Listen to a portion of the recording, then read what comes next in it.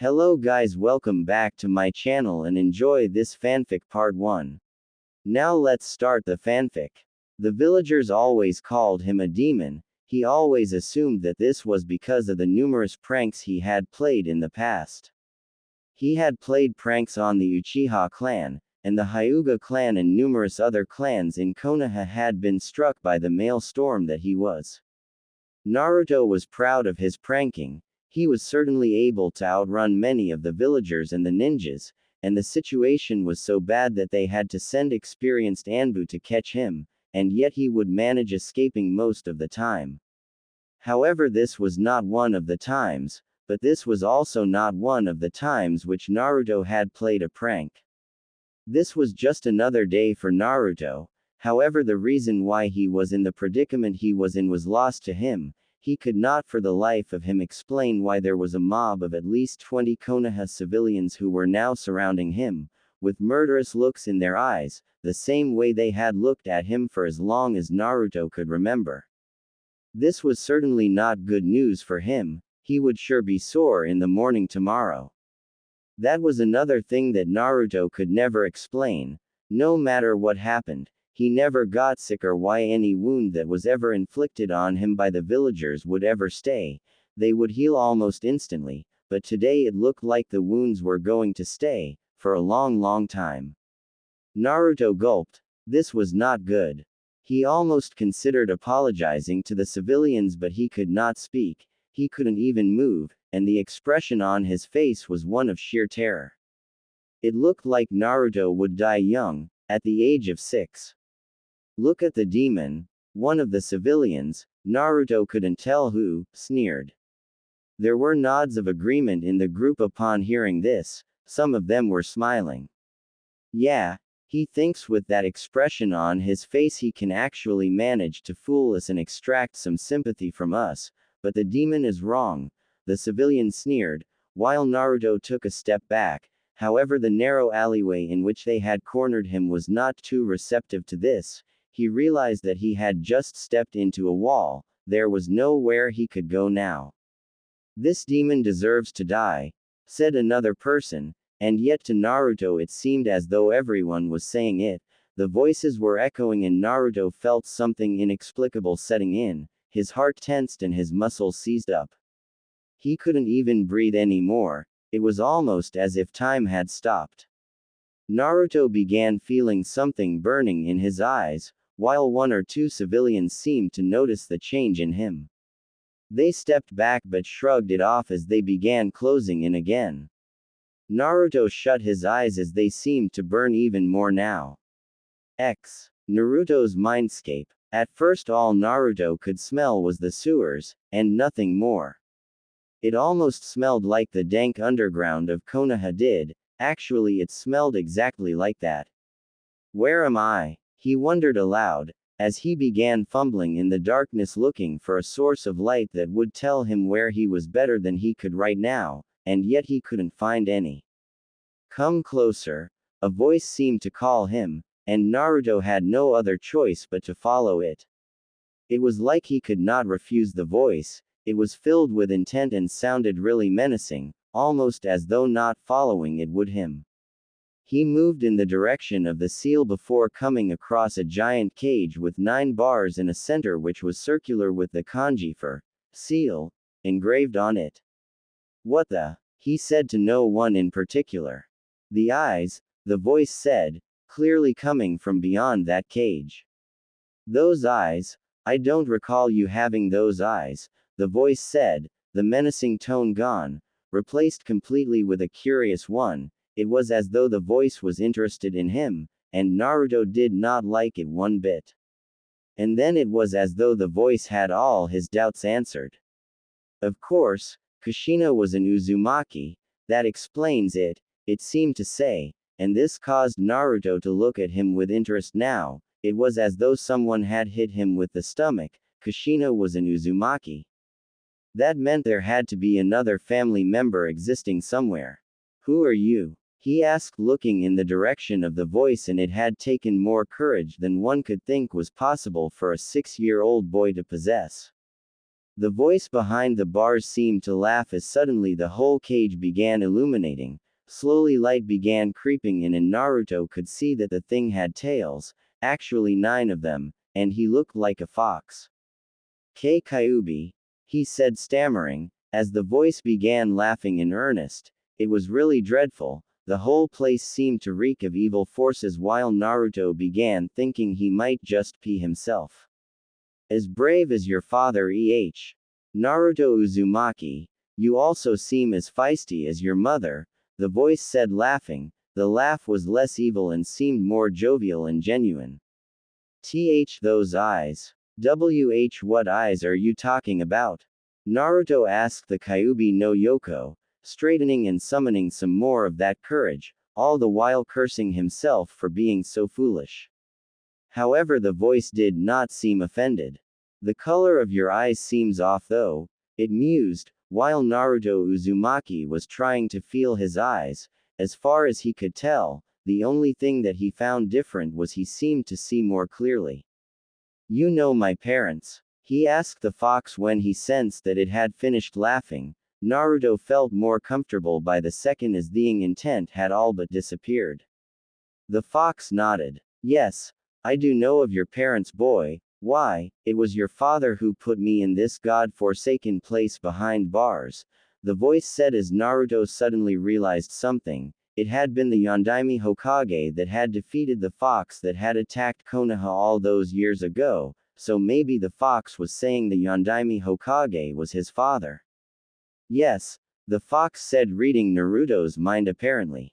Although the bastard Yondaime did not me like some of you insolent whelps seem to believe, he merely sealed me into the body of his own son, the fox said, coming closer to Naruto, so much so that they were face to face, or at least face to Naruto's entire body.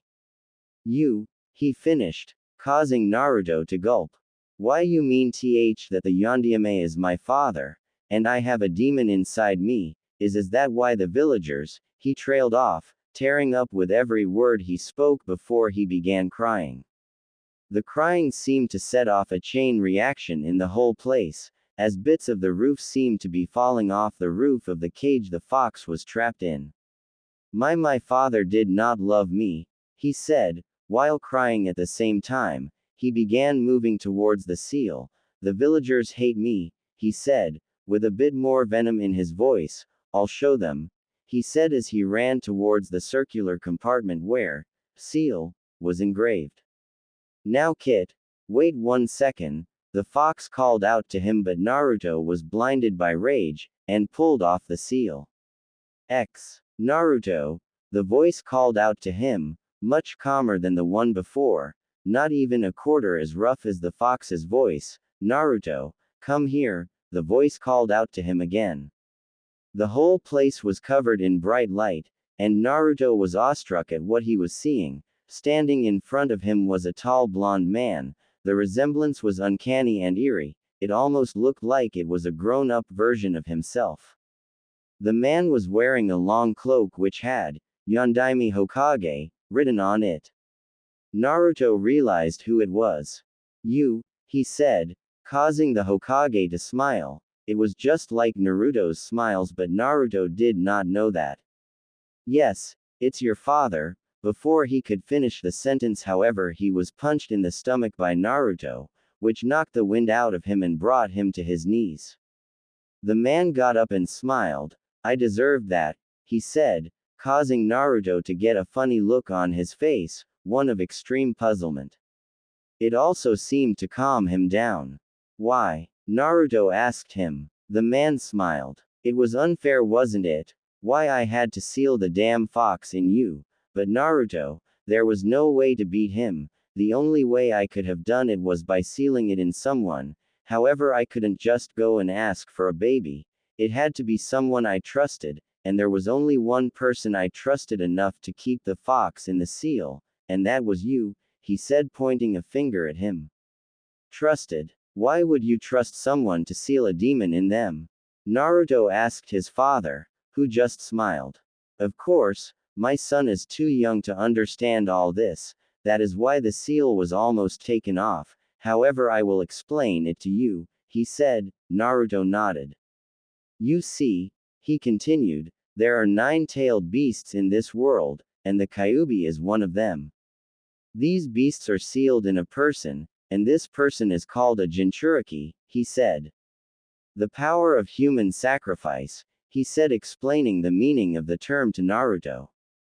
Jinchurikis are the power of human sacrifice Naruto, because not only do they take on a lot of danger by sealing a beast within them, they also have to bear with the treatment you received at the hands of the villagers, and I couldn't understand that, he said sadly, shaking his head as he did so.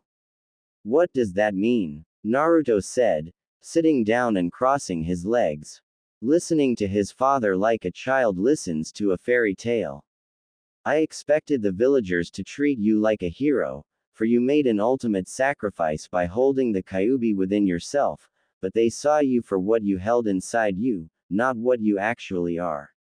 It is disappointing, I know, but that is ignorance, isn't it?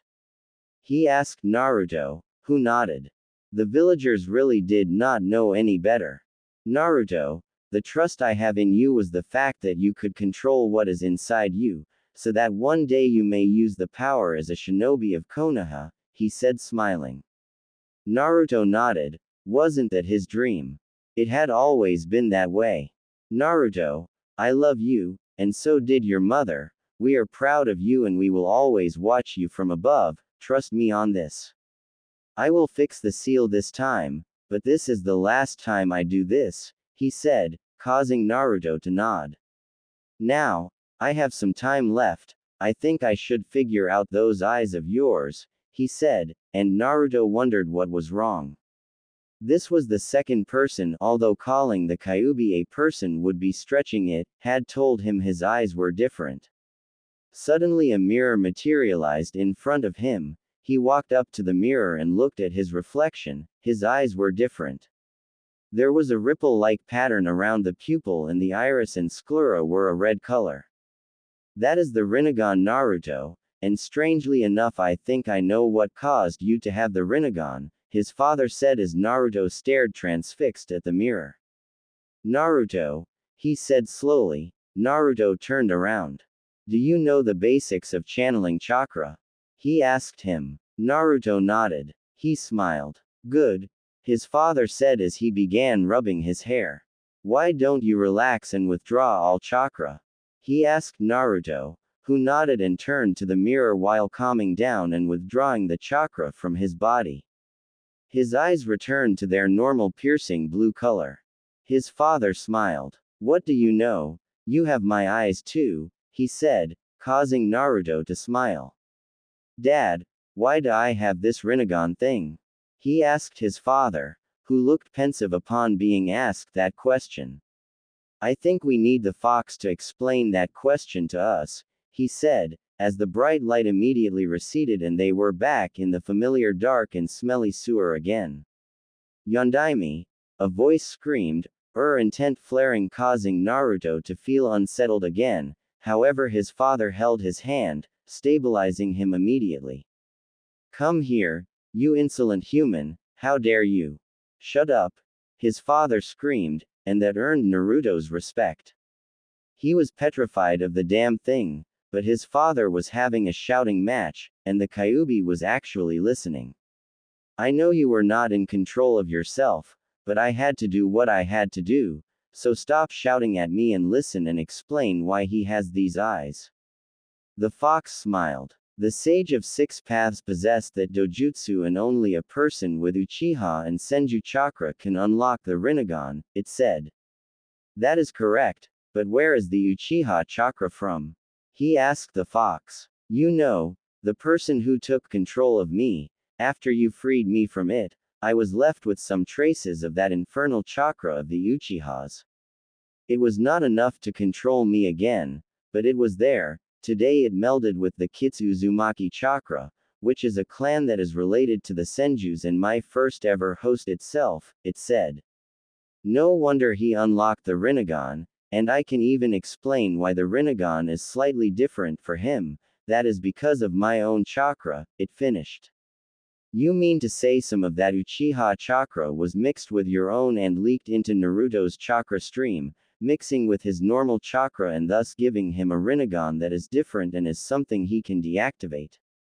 The fox nodded its giant head. That does not make any sense whatsoever. Naruto pipped in, causing not only the Yondaime, but also the Kyuubi itself to laugh. Your son, Minato, he has spunk, I have to give you that, the fox said, laughing at the same time. Minato nodded. Naruto, focus some chakra to your eyes, will you? Once more, let's see if you can do it again. Naruto nodded, forcing some chakra to his eyes, however the pain did not come this time, there was no burning sensation in his eyes. Minato looked at Naruto with a triumphant expression in his eyes. You can actually activate and deactivate this thing. That is certainly very useful, he said, causing Naruto to feel puzzled. Why would that matter, Dad? He asked Minato, who smiled. You will have some people after you for this dojutsu, Naruto, so it's a good thing that you can hide it at will, he said, causing Naruto to look at him wide-eyed. Is it really that powerful, Dad? He asked his father, who nodded. No one knows what the Rinnegan can do, Naruto. It generally is said to bring goodness or chaotic evil. You are going to be an exceptional shinobi someday. Naruto smiled. It was good to hear that from the man he was idolizing, who turned out to be his own father. Naruto, I am fading now, Minato said, smiling. Not a lot of time has passed outside, barely a second, so just react on your instincts, okay? I think you will be alright. I know I couldn't stay too long, and I know that you would love to know a lot of things, but that is your mother's story to tell, he said, causing Naruto to look at him again. Yes, Naruto, did you expect only your father to be able to talk to you? Your mother is a lot more feisty than you, and she made sure that she would see you when the time came, but that is some ways away, son, he said. Naruto was tearing up again, while even Minato seemed to have teary eyes. I love you and I hope you can forgive me for this, he said, causing Naruto to nod. Deep down, even Naruto knew he couldn't stay mad for long at his father for what had happened, and he understood the reasons for the fox being sealed into him. Minato began flickering. Ask the Sandaime to give you Minato's scrolls, he will understand clearly, he said. No matter what happens, do not blame the villagers, Naruto. Rise above that hate and focus on making friends and earning respect. Remember, the people who have responsibility thrust upon them are the ones who are strong, just like you. Make sure that the village is your responsibility, okay? Naruto nodded. Minato, the fox said, interrupting the conversation that father and son were having as Minato began flickering. He has the eyes of our father, and he is of strong heart, so the day he is capable of taking my chakra, I will offer to meld with him, he said. The great Kyuubi no Kitsune will make sure that he stays alive, he said, causing Minato to smile. You know, you aren't that bad, Minato said. The flicker was getting stronger now. The fox laughed. It's time, leave Minato, I consider you worthy enough of knowing my name. It is Kurama, he said. However, Minato had disappeared. Naruto was about to turn off the Rinnegan when the fox spoke to him. Naruto, not much time has passed outside. Those eyes should give you some form of control over gravity, so just focus your chakra on pushing when the mob comes close, you should be able to fend them off, it said. Naruto nodded. One more thing, when you need to talk to me, just meditate, this is your mindscape, you can meet anytime. You don't have to come here to talk to me though, we can do that telepathically also, it continued. Telepathic? Naruto scratched his head. What is that? Kurama shook his head. You are a stupid kid, now go, it said, pushing Naruto outside the mindscape. It was almost as though only a breath had been taken in the world outside. The civilians were still closing in, however some seemed to have noticed the color of his eyes had gone from blue to red. They stepped back, however Naruto was just doing what was coming to his mind, however he felt instincts take over as he gave a push of his chakra. Shinra Tensei, he whispered. The effects were immediate, a huge pulse of energy was sent out from Naruto's hands, and the whole mob of people was pushed right back.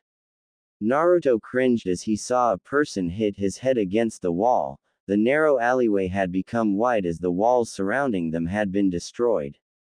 Some of the civilians were cringing at what had happened.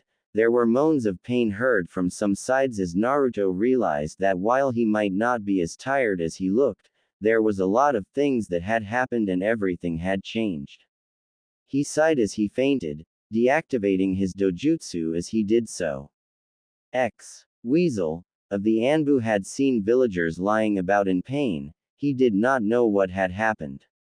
He sighed as he realized that the idiots had tried attacking Naruto Uzumaki again. He decided the boy needed a hospital while Sandame needed to know about this. He walked over to the exhausted 6-year-old and sunshined away. Naruto spent the next day in a hospital recovering from what the Hokage had declared was some severe trauma that was caused due to an attempt on his life by the villagers, and many of whom had not managed to get away before the Anbu had shown up were arrested, and at least a couple who had swords in their possessions were in jail, awaiting their fates. The Hokage had decided that 2 people would be executed as they had violated the direct orders of the Hokage himself by attacking Naruto Uzumaki. Once Naruto had recovered, he was let out. However, the Hokage had silently put an Anbu on his trail as he was worried that this was not the last of all the horrible incidents that seemed to happen when Naruto was around. However, once the villagers seemed to have been scared away from Naruto, he took the tail off and just had them guard his apartment at night. The old man had been so busy that Naruto did not even get a chance to ask for the scrolls like his father had instructed him to. He decided to do that at another day, while he would now work on trying to figure out how to use his eyes to their full effect. This was proving to be more difficult than Naruto had expected it to be. For one thing, the fox did not seem to know much about the eyes. The things he did know, he wouldn't tell Naruto, as the Kyuubi was of the opinion that attempting those kinds of things would for all intents and purposes finish off Naruto for good, so for the moment Naruto was just working on his gravity manipulation. He had discovered that not only did he have the ability to push things away, called the Shinra Tensei, he also had the ability to attract things to himself. This was the Bansho Tenin. Naruto had not quite perfected the abilities yet, however he was getting better at it.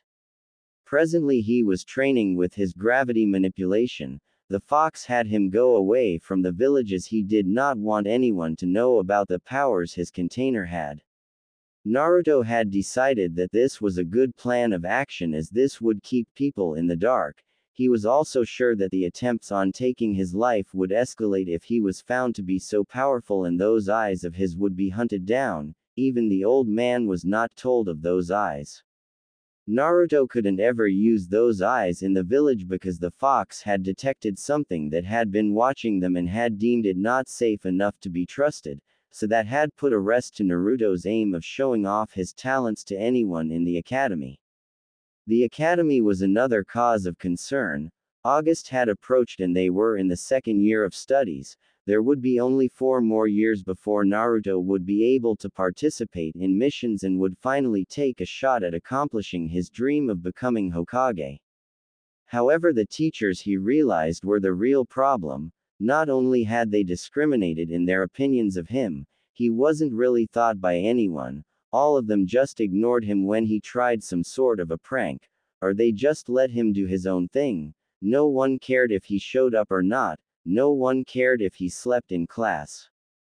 They just gave him a cold shoulder. While the laziest boy in class, Shikamaru, was scolded all the time for sleeping, this only made Naruto really sad as this was not what his father had wanted for him. His father had hoped that he would be treated as a hero for keeping a demon fox within him, and yet that never happened.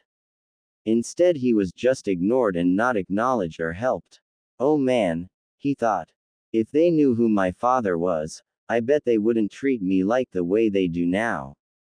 Naruto, a voice called out to him, come into my seal, just close your eyes now, the teachers will not mind anyway. Naruto nodded before entering the seal. What is it, Kurama? He asked the fox. The fox snorted. He had told Naruto that he preferred being called the Great Kyuubi no Kitsune, however it hadn't worked on the blonde, the kid just insisted on calling him Kurama. This angered him a lot, however this was important and he had decided that for now, he wouldn't pay any attention to this minor mistake. I hope you are not thinking of doing something as stupid as telling all these stupid people about your father and mother, it said. Naruto smiled upon hearing that. Why the hell would I do that now?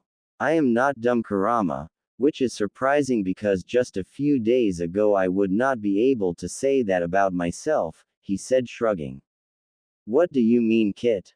The fox asked him, out of curiosity. I used to view myself as a loser, and I did everything I ever did just to get some attention. I became a class clown because I thought I could get Sakura's attention, but deep down even I knew that the villagers hated me because I was a useless piece of trash. But ever since I learned about my father and the legacy I have to uphold, everything has changed. I feel more alive, I feel different, he finished. Well, I don't know why you would view yourself as a total loser, because a Jinchuriki is a really strong person, but you did not know that, so I can understand, the fox said, his tone resembling one of a man with years of wisdom. In that respect, you are like your mother, Kit. She was pure-hearted too, I must say. Being sealed in bodies of such pure hearts may have made me go a bit soft, but that does not matter.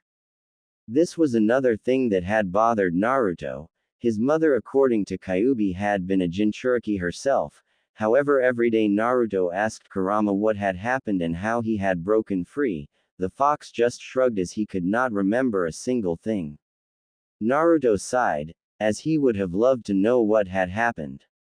All Naruto knew was that someone had taken control of the fox, however the fox would only refer to that person as, that man, and never ever gave Naruto his name. Kit, come back to solid ground.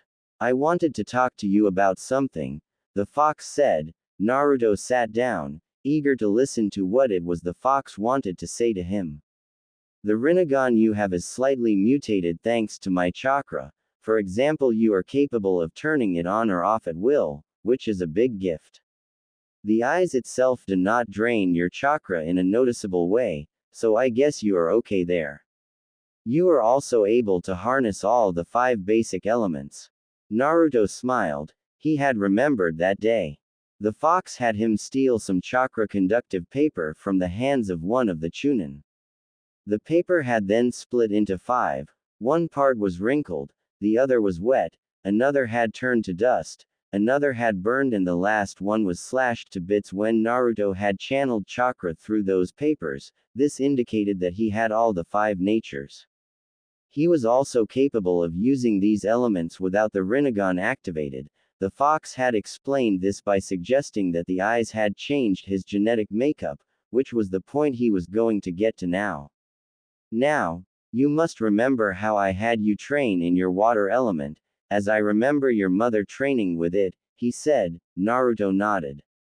The aim with water training was simple, be able to manipulate water bodies just by using his water chakra.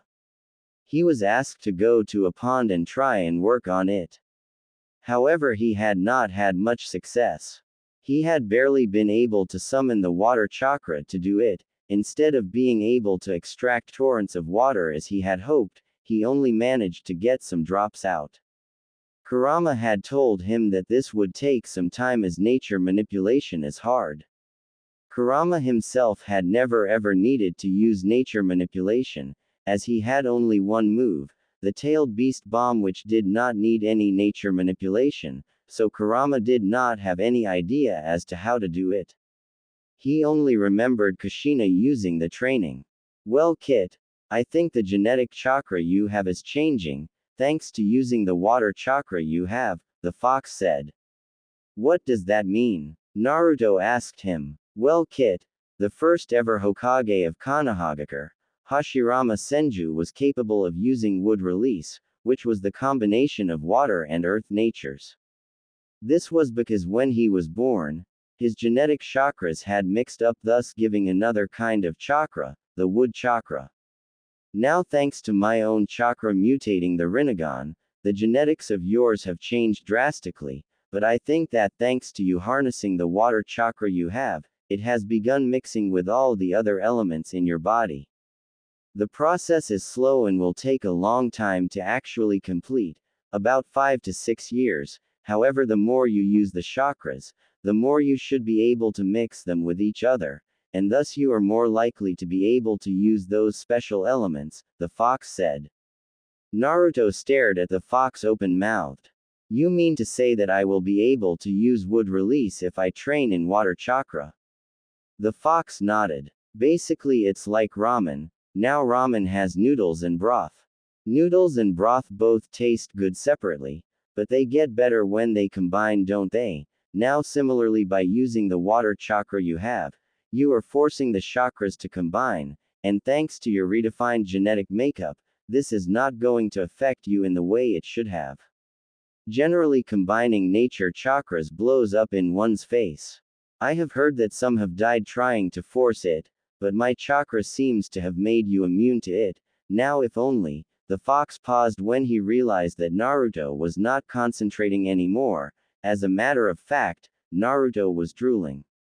Hey, what the hell, Kit? Can you stop with the daydreams about ramen and focus on what I am trying to tell you? It shouted, causing Naruto to snap out of it. Sorry, what were you saying? Naruto asked Kyuubi, grinning sheepishly as the fox sighed. Look, consider a soup bowl. By using your water chakra, consider yourself putting some of it into the bowl. Now, as you practice more with water, you put more into the bowl. Then you put some earth chakra into the bowl, thus creating wood chakra. In this way, by practicing with all the elements, you should be able to mix up and be able to access all the sub-elemental chakras, the fox said. Naruto's eyes widened. So I should be able to use wood release? He asked the fox. The fox nodded. Not just that, but also, as far as I know, you can use wood, ice, boil, and storm releases as well. Congratulations, you have far too much power that you will be able to harness than you should, the fox said, sighing. Naruto began jumping up and down with excitement. Yada! He shouted. I am awesome, now I can become Hokage and protect these people, he said, dancing around. The surroundings in his mindscape were suddenly filled with ramen-like scents. This was something the Kyuubi couldn't explain. Your son is just like Kushina and looks like Minato. I can't help but think that he is going to be like father. I wonder where the others Bijus are. I wonder if they will be able to sense what I have been able to about him, he thought to himself. Kit, stop dancing now, just get out and leave me. After doing that much thinking, I like sleeping, the fox said, sighing. Naruto nodded and left the mindscape.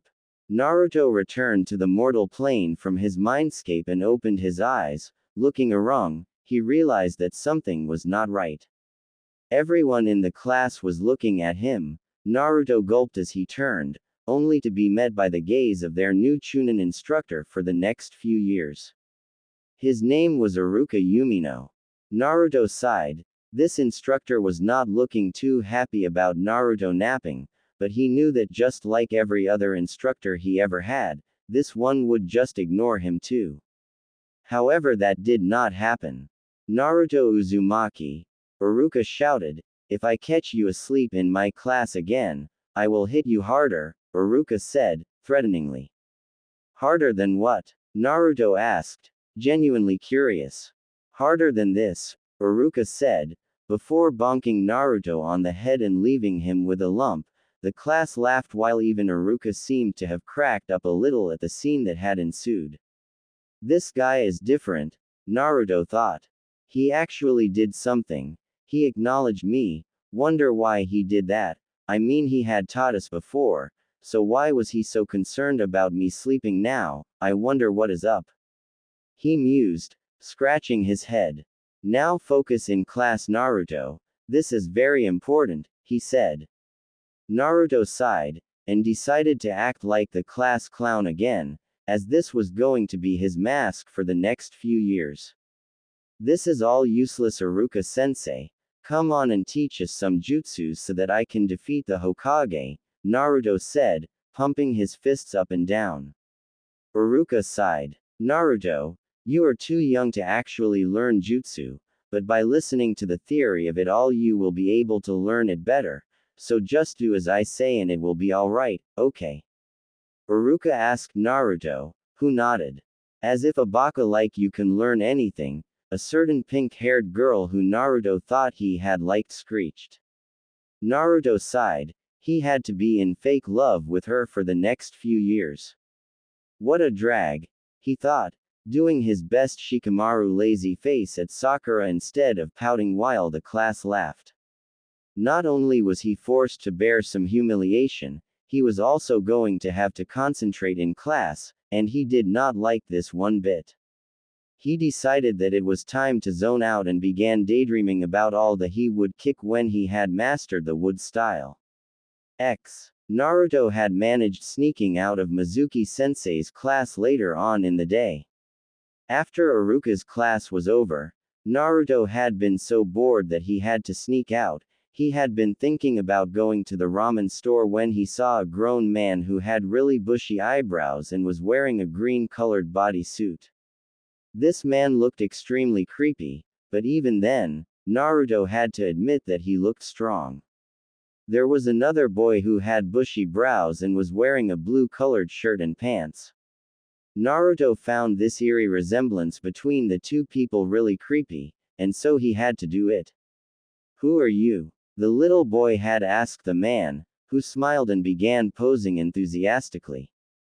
I am Konoha's sublime green beast of prey, Might Guy, he said, before sticking out his thumb and posing with a smile that made his teeth sparkle. The whole thing creeped Naruto out, however it did not really have the same effect on the small boy, who was smiling. I am Rock Lee, no nickname, but I really like the word Mounties, he said, posing in the same way that Guy had posed a minute ago. Naruto's sweat dropped at this. This was crazy, the whole thing, and yet he couldn't take his eyes off this. The big man, named Might Guy, seemed to be impressed though. Ah, you burn with the flames of youth, maybe when you become genin, I shall train you, he said. The kid named Lee smiled. Yes, but I cannot channel chakra, the kid said. I have a birth defect which made it impossible for me to channel any chakra whatsoever. I cannot become a ninja, Lee said sadly. Even Naruto felt sad at this. This kid was weird, but he did not deserve it. Nonsense. I am Junin and even I know only one technique that can help me that requires ninjutsu, the man named Guy said, before making hand seals. Naruto perked up. No one to teach him any jutsu whatsoever, so he would have to see this. He memorized the seals that the Junin had made. He also realized that the Junin had made a contribution of blood before using the technique. Kuchio's number jutsu. He looked on to see what would happen, and suddenly from out of nowhere a turtle appeared. Whoa! Naruto said out loud. This caused Lee and Guy to look in Naruto's general direction. The turtle vanished as Guy and Lee both turned towards the direction from which the voice had come. Come out, spy. That is most unyouthful of you to hide like that, Might Guy said, causing Naruto to shudder. However, he realized that his jig was up. He reluctantly came out, with a grin on his face. I am sorry, but I was so impressed by your introduction that I had to stay, Naruto lied, trying to calm down the Junin who had a stoic face. Upon hearing this, Guy cracked up. Ah, another youthful student who uses his energy to play pranks on the entire village. I did not know you were a fan of flashy entrances Naruto Uzumaki, Might Guy said enthusiastically. I shall show you the nice guy pose for I am extremely happy with what has happened here today, he said. Naruto tried to stop him, however Might Guy posed in the same way he had posed in front of Lee. Might Guy then turned to Lee, failing to notice the look on Naruto's face, one of complete horror, and said, I shall train you so that you become a ninja that uses only taijutsu, my own style, called Goken, or the strong fist when I find the time, so that by your impressive skills, you allow your youth to shine, the man said to Lee, who lit up immediately. Hey, Guy-san, Naruto called out to Might Guy, can you teach me too? He asked. Guy smiled at Naruto's question. Two youthful students, he said. It is good to know that Konoha is going to have shinobi that are going to show the flames of youth to the whole wide world, however I have already taken Lee as my apprentice, he said, changing his tone from a happy one to a somber one. Naruto nodded. He understood. Lee had just somehow beaten him to a taijutsu trainer. Despite being weird, the Might Guy seemed like a nice person. He knew who Naruto was, however did not seem to have any prejudice against him. Might Guy saw the look on Naruto's face and began crying. Oh, how can I deny a person wanting to show off his youth? Might Guy screamed. Lee nodded. Hi, Guy-sensei, you simply have to train Naruto-kun here so that his flames of youth can shine bright, Rock Lee said. Naruto gulped. It was like they had found each other's soulmates here. Well, not Goken, but I presume I can give you another style that you might learn from a scroll and then you can spar with me and Lee in practice. He asked Naruto, who nodded enthusiastically. Ah, yes, this is a very admirable solution indeed. As a matter of fact, I have just the style for you. You seem to be the kind of person who will be athletic, so you need something that allows you to flow in battle. This is the flowing palm style, Guy said, in a way that sounded really regal. The flowing palm? Naruto asked him. Yes, this is a very youthful style. Much like my own Goken, this is a very beneficial to the user. I had trained in this before I created my own style. The aim is to attack and defend at the same time. Here you go. He said, handing Naruto the scroll. Now my youthful students, go and practice. Let the flames of your youth shine. Lee, I shall train you tomorrow at Training Ground 11, be there at 5 in the morning, Naruto-kun, you can come as well, he said, before sunshining away. Rock Lee introduced himself to Naruto the same way Guy had, and Naruto realized that Guy had already corrupted Lee. As soon as Lee had left, Naruto had traveled back to his apartment, where he opened the scroll with flowing palm written on it. Flowing palm, he began reading out aloud. The purpose of this fighting style, like most of the boundless fist, is to attack while being able to defend at the same time. By engaging an attack enemy, striking though their center, yielding, following though, relaxing, nullify enemy's force, use enemy's force against them, and adding their own force. The user is able to quickly attack the enemy and defend at the same time, he finished. This style could indeed prove useful. He spent the night practicing the style of taijutsu. Naruto spent the next few weeks training with Lee and Guy. Lee seemed to be a taijutsu genius with really amazing determination. Naruto had become competent in the flowing palm technique, including having learned a taijutsu known as focus point, which was basically like the Jiyuken that the Hyuga used, except it was really precise and 2 hits could shut down an organ completely. However, Naruto realized that he was not a taijutsu kind of guy. However, he had a really strange experience when he attempted a ninjutsu. He had still not asked the old man for the scrolls, and his own engrossment with the flowing palm had made him forget the Kuchio's no jutsu that Guy had used in front of him. However, today he was going to learn it.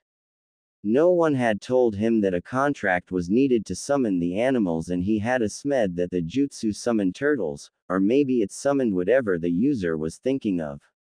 He decided he wanted to summon a giant bird and activated his Rinnegan, pure instinct telling him to do so. He bit his thumb and made the seals, imagining a giant eagle as he cried out, Kuchio's no jutsu. The result was instantaneous. An eagle materialized out of nowhere. It also had drained a significant amount of Naruto's chakra.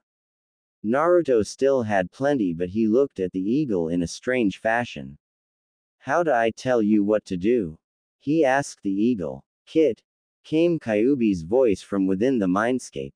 Just think about what you want to do, and never attempt anything that dangerous without waking me up first. A summoning jutsu requires a contract of some sort, but you do not need it. This must be due to those eyes of yours, he said. Naruto nodded. Flap your wings, he thought, looking at the eagle. The eagle immediately flapped its wings. This is so cool, he said, enthusiastically as he climbed aboard the eagle. Now fly high enough so that no one can make out that it's me, then take me around the village, he said. Sure enough, Naruto spent that day flying around the village instead of training, and he did it till he realized that he did not have enough chakra left.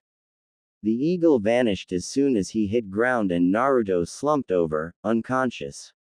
Naruto realized that the advantages of the Rinnegan was that he could summon any animal he wanted and could control it with his thoughts, which he began training himself in. He also began working on his reserves, which were already cage level, but he wanted to be able to use the summoning jutsu to his full advantage, and he did. Soon he could summon numerous creatures without any significant loss in his chakra, which he considered was amazing for him to do. He realized that this could unlock a whole new world for him. He could use the animals to sneak around and grab some jutsu scrolls that he could then use to teach himself some useful jutsus. The fox was obviously not going to help with learning all the elemental jutsus, so maybe could grab some scrolls for himself to learn from. The possibilities were endless. Naruto cursed himself for everything that had happened. Here he was with these eyes that the Kyuubi had said were all-seeing and powerful and were possessed by the Sage of Six Paths, who was the god of all jutsu himself, and yet thanks to who he was, he couldn't exactly brag about it, and he couldn't ask anyone for help, because no one would give it to him even if he did. Might Guy was just one of the people in the village. Not everyone would be as intelligent as Guy to realize that what was inside him was not him, and yet, the fox was not necessarily a bad thing to have. After all these days of loneliness, the fox, no matter how cynical he still was the only company Naruto had. Naruto could call him one of the few friends. Actually, apart from Lee, it seemed like Kurama was his only friend. For some reason Naruto found that really depressing, and could anyone really blame him for feeling that way? Naruto was depressed enough, and he was fed up with putting off asking the old man for what was rightfully his, so he decided that enough was enough and that he would go and ask the old man for his scrolls. The clerk in the Hokage's office was not exactly the person who Naruto would want to see on a day that he was just not in a good mood. He knew that the old man was going to be free and reading those disgusting books of his at the moment. However, the clerk, who doubled up as his secretary, was a total idiot. Just like all the villagers, she also thought that Naruto was the nine-tailed fox, and Naruto had little tolerance for people like that. As he walked up to the office, the clerk sneered upon seeing him. "I love that disgusting impression on your face," Naruto said. It was as if someone had forced him to say it, but he was glad that he did. "It makes you look constipated, so the next time someone makes that face, I know what is wrong," he said, laughing. The clerk was apparently in a bad mood too. "What do you want, demon brat?" she snarled. "A meeting with the old man," he said simply. "No way, demon brat, and treat him with some respect. He is Hokage-sama to you," she said. "Don't teach me manners," Especially not ignorant fools like you. I want to talk to the Hokage, so you will let me meet him, or else. The clerk laughed. Or else what? She asked him. I'll tell the Hokage that you told me that I am the Kyuubi, and you know what that means, don't you? He said, smiling. Naruto felt bad for playing this card, however he was extremely happy to see the expression on the clerk's face. You wouldn't dare. I would, Naruto said, grinning evilly now. This woman was in for a shock. So it's your call, he said. The clerk sighed, and let Naruto in. Naruto smiled. Now that is more like it, he said, smiling at the woman widely. The woman scowled at Naruto, who was proud of himself for having played that kind of a devious trick. The Hokage, just like Naruto had suspected, was reading the disgusting Ika Ika Paradise books. He smiled. I knew you were not busy, old man, he said, startling the Hokage, who rushed to hide those books in his drawer, stumbling and his face flushed because of the way Naruto had gotten the drop on him. The Hokage cannot read stuff like this, old man. Aren't you supposed to be protecting the village and not reading porn in your office? He asked the Hokage, who smiled. Naruto, I have had a long day, you know, paperwork and everything, so cut me some slack, will you? I am a hard-working man, you know, he said, smiling. Naruto nodded. Well, the Hokage said, continuing, since you barged in like that, I am sure you have something important to say, Naruto, so spit it out, will you? He asked Naruto, who nodded. Yeah, I was getting to that actually. I came here for something that is mine, he said, which caused the Hokage to raise an eyebrow. Run out of allowance. That is highly unlikely of you, Naruto, he said. Because you usually have a lot of savings in your Gamma-chan, he said, which caused Naruto to subconsciously rub the spot where the frog-shaped wallet was resting at the moment. Not my allowance, old man, he said, causing the old man to look at him in a strange manner. This is a secret, old man, so I want only you to hear this, okay? He asked the Hokage, who sighed. Okay. Well, you heard the kid. Leave, he said, clapping as suddenly two Anbu came out and left the office. So Naruto, what do you want to tell me? He asked Naruto, who focused some chakra to his eyes. The color of his eyes changed, causing Hokage's eyes to widen. Is that not the Sharingan? Naruto said, interrupting whatever the old man was going to say. This is the Rinnegan, I am sure you have heard of it, he said, causing the old man to look like he had a heart attack as he fell back on his chair, slumping further. What the hell? He asked the old man, who was sunk back in his chair. Are you okay, old man? He asked him, who nodded. Yes, I am fine, but this is shocking. Do you have any idea how you got it? He asked Naruto, who shook his head. Although technically he did, the fox had told him not to mention how he got it to anyone. So that is what happened when the villagers attacked you. It wasn't the fox, was it? He asked Naruto, referring to the incident 2 weeks ago when a mob was found lying because they foolishly attacked him. Way to execute 2 of those civilians, old man. They have stopped attacking me lately. I know that they should not have died, however I guess it worked out fine for me, he said. I have no idea what those eyes of yours can do, he said, still staring at his eyes. Naruto smiled. Well, for one thing, I have nature control and I can actually mix to create sub-elements, so you are looking at a future wood user, he said with a hint of pride in his voice. Also, I can summon animals without needing a contract, and I seem to have really increased grasping abilities and good control. However, I need some scrolls, old man. I really need to train. I mean, my father gave you some scrolls of his right. I mean, I heard that every Hokage leaves some sort of scroll for his successor in case of a sudden death. He asked the old man, who paled.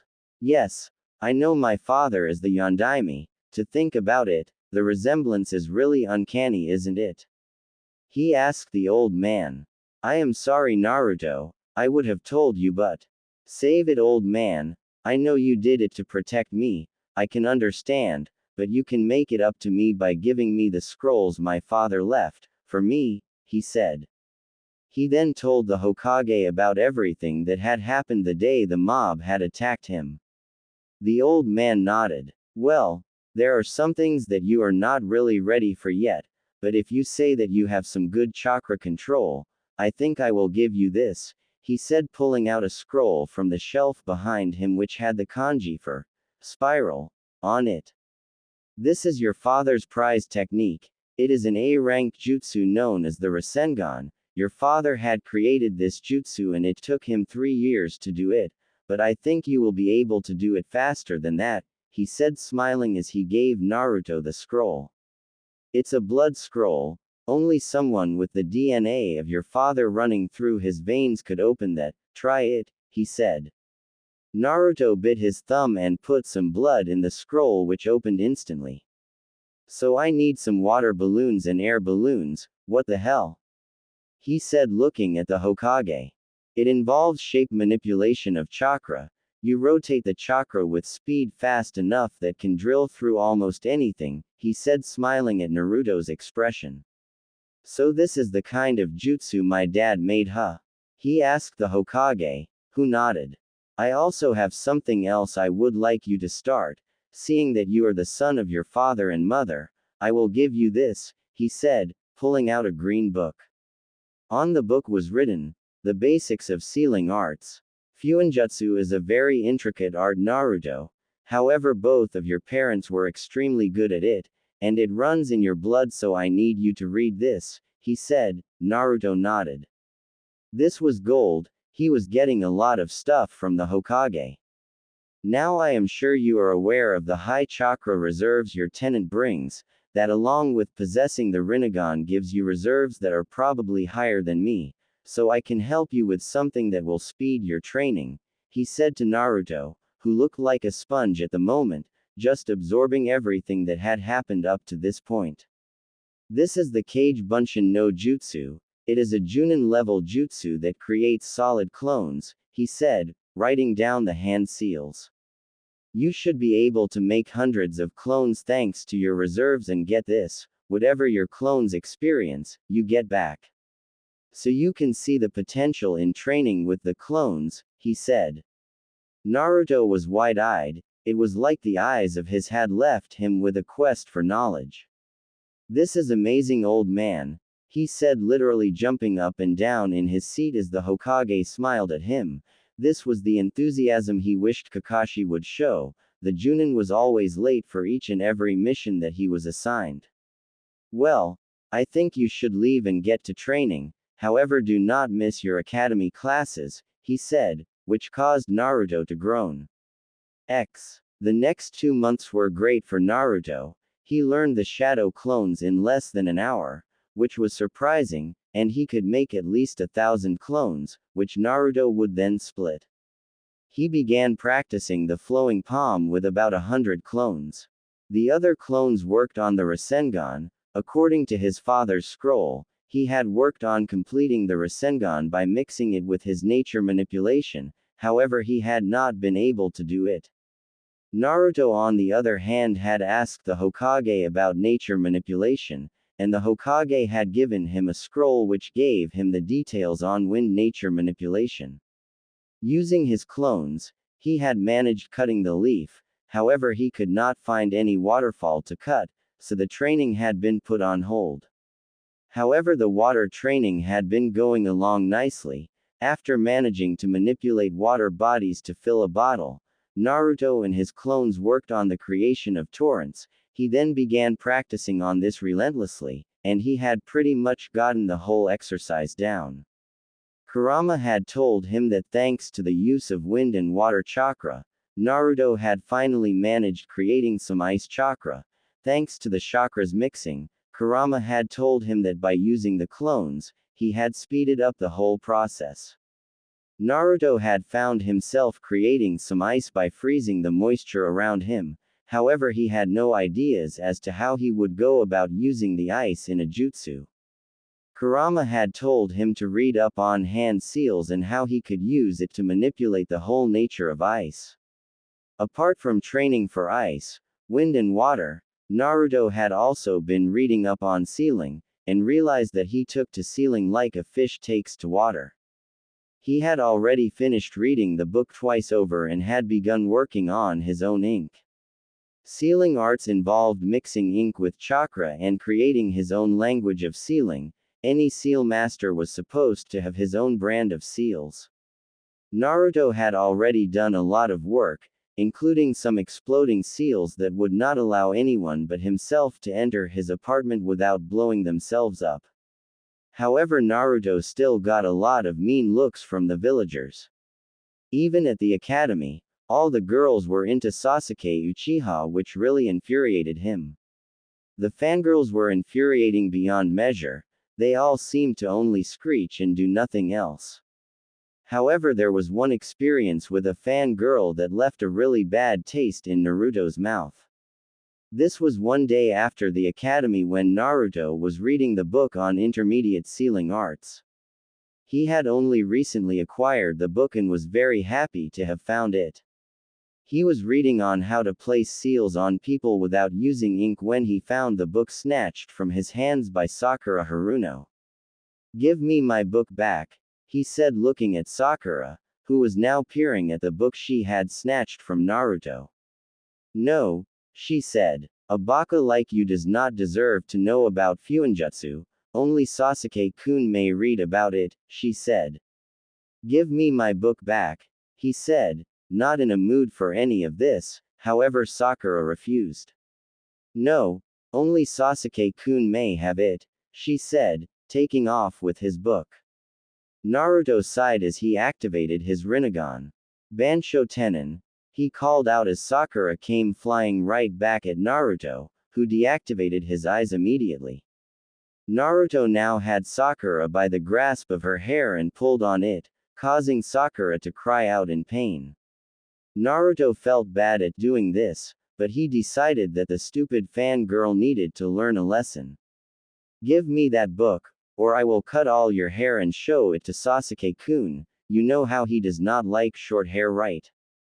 he asked her. Sakura began sweating at this. "Please don't," she said, handing Naruto the book back. "Good," Naruto said, smiling. "I hope you learned your lesson, because otherwise there will be hell to pay," he said. Sakura gulped. "How did you pull me back like that?" she asked him in ear.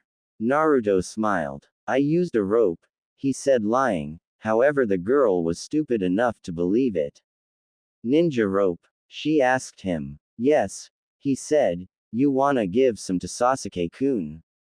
he asked her in a mocking tone, which made Sakura cringe. After that encounter there was not much that really happened. October 10th came around and Naruto was hunted down by the villagers, except he had decided to spend his birthday outside the village training. He had finally managed practicing his earth-style element and had managed to produce wood chakra in his body. The wind and earth had also combined to form crystal release, which was simple enough to use and master as it just crystallized everything in the surroundings as it was used. Naruto realized that he would need to start working on the other elements, namely fire and lightning, as they would make a really good potent combination for him to use. However, at the moment he was happy with possessing different types of nature combinations. "Kit, shouldn't you be celebrating your birthday?" the fox asked him. Naruto shook his head. "No, those bastards really look for excuses to hunt me down and I will be damned before I give them a chance," he said. "What I really need to focus on is the Rasengan," he said. He had been working on combining the Rasengan with a nature type. He had actually moved all his clones into trying to work on it, however nothing had actually come off it. "Kit, I think you should try combining wind chakra. You seem really proficient with it. Maybe that was your strongest affinity before the Rinnegan came along," the fox suggested. Naruto nodded. He began working on practicing wind fusion into the Rasengan with his clones. The practice went on for about 2 hours before Naruto called the clones to halt. He then dispelled them one by one, which took an hour in itself. Okay, Naruto said with a determined look in his face. Let's do this. He began infusing his wind chakra with the Rasengan, and finally, he could feel it. The blue sphere had some sort of visible wind blade coming in and out of it, that was apparently the wind chakra that was infused. Complete, he said. Fuden. Rasengan, he said before smashing it into a tree. What happened next was, according to Naruto, the coolest thing he had ever seen. The tree he smashed it into was completely wrecked, uprooted and cut into 3 halves. That is a powerful jutsu, the Kyuubi said, sounding slightly awestruck. I know, right? Naruto said, smiling to himself. He had come a long way already. He had accomplished his father's dream of completing the Rasengan, and he did it aged 7. Those eyes of yours, Kit. You show the talent to succeed the Sage of 6 Paths. Dare I say I am proud of my container, the fox said, with a hint of pride in his voice. Thanks, Kurama, Naruto said, smiling. I guess we need to start working on our wood release, he said. I remember Hashirama Senju and his damn wood release techniques, Kyuubi said, sighing. He had the ability to control the tailed beast, he said. Really? Naruto asked him. Yes, Hashirama Senju came in contact with several tailed beasts, which he distributed among the villages, while his wife, Mito Uzumaki, sealed me into herself, thus keeping me in Konoha, the fox said. Naruto nodded. He had some scrolls for the wood release techniques, so he began practicing again. 2 more months passed before a tragedy shook Konoha. The entire Uchiha clan was massacred. Only one person, Sasuke Uchiha, had survived. Meanwhile, it was found out that Itachi Uchiha, Weasel of the Anbu, had defected the village. According to Sasuke's testimony, Itachi hated his clan to test his abilities. Sasuke would never be the same, and nor would Konoha. It was already well known that the Uchiha clan that ran the local police force was an important asset for the village. Sasuke's behavior had changed ever since he had come back to the village. He had become more obnoxious and somewhat of a loner. Meanwhile, the fangirls found this even more cooler than before. They would not leave him alone. Naruto felt sort of bad for Sasuke, seeing as to how both of them were one of a kind. They came from a prestigious family but had no one left. For Sasuke it would be even worse, since he had grown up with a family and Naruto had never really known any parental love. Naruto would have reached out to Sasuke, but his pride got the better of him and he decided to leave Sasuke alone. Naruto, on the other hand, had perfected 3 of his basic elements. As a matter of fact, he had already even learned loads of wood-style techniques and had created a few ice and crystal techniques. In January, Naruto was summoned to the Hokage's office. He had rushed over there immediately. Naruto, I have a mission for you, the Hokage said, which caused Naruto to cough.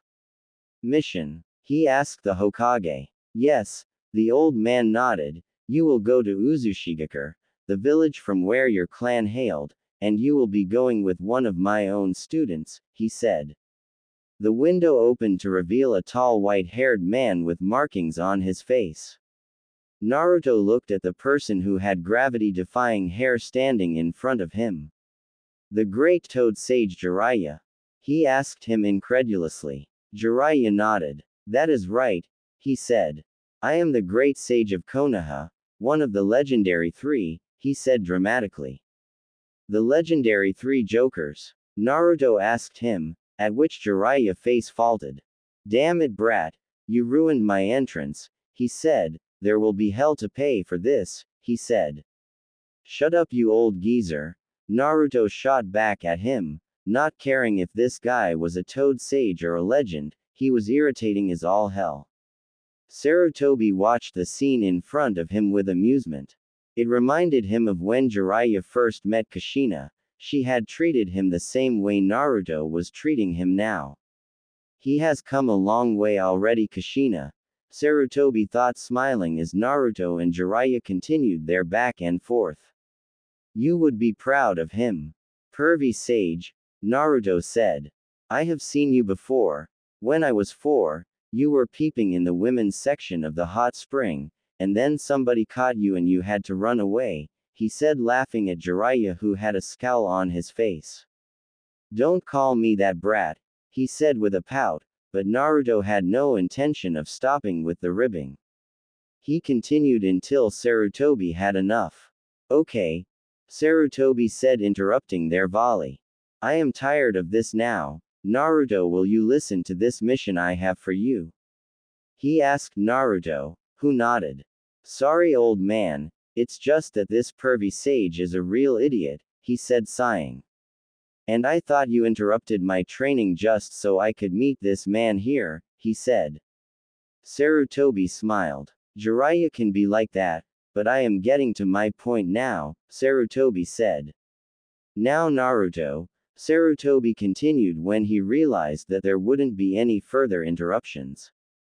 You hail from the Uzumaki clan, which is a clan well known for having been allies of Konoha in the Shinobi Wars. However, the whole clan was wiped out some years ago, he said. They lived in Uzushigakure, the village hidden in the whirlpools, the symbols most Konoha shinobi wear on their shoulders. The one of the spiral is actually the symbol of your clan. It was done to signify the alliances of the two villages, he said. The Uzumaki were infamous for their proficiency in Fuinjutsu. They were highly feared, and the Uzumaki ninja were also master swordsmen. They could turn any battle in the favor of the side they were participating in the battle for, and for that reason many villages wanted them taken down.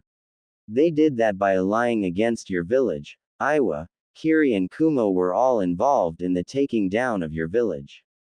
There was a fierce battle fought for 3 days with all the shinobi forces against the Uzumaki. However, after 3 days the battle turned in the favor of the alliance between the 3 villages, and yet the Uzumaki had managed wiping out all of their forces. That, combined with your own father taking out thousands of Iwa ninja, had turned the battle in Konoha's favor, and the battle had finally been won.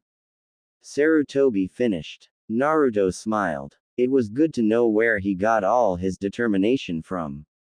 The Uzumaki clan, said Jiraiya, standing up and walking towards the window. They were known for their amazing lifespans. Uzumaki clansmen would live on for years and years. They were also known for their stamina, which was godlike in some respects, Jiraiya said. I can say that I myself learned some of the sealing from the Uzumaki. They trusted me enough, and the reason I am the seal master is because of that, Jiraiya said. Naruto's eyes widened. This guy was a seal master. Naruto, you can visit the village. You always needed to be with an Uzumaki to get in, or you needed to be allowed. I am sure you will be allowed to go in too. There are a lot of possessions there, including some tips on sealing. I want you to go there and recover it. Not only you, but also Konoha can use it to become stronger, and then in the future we can train our ninjas in Fuinjutsu.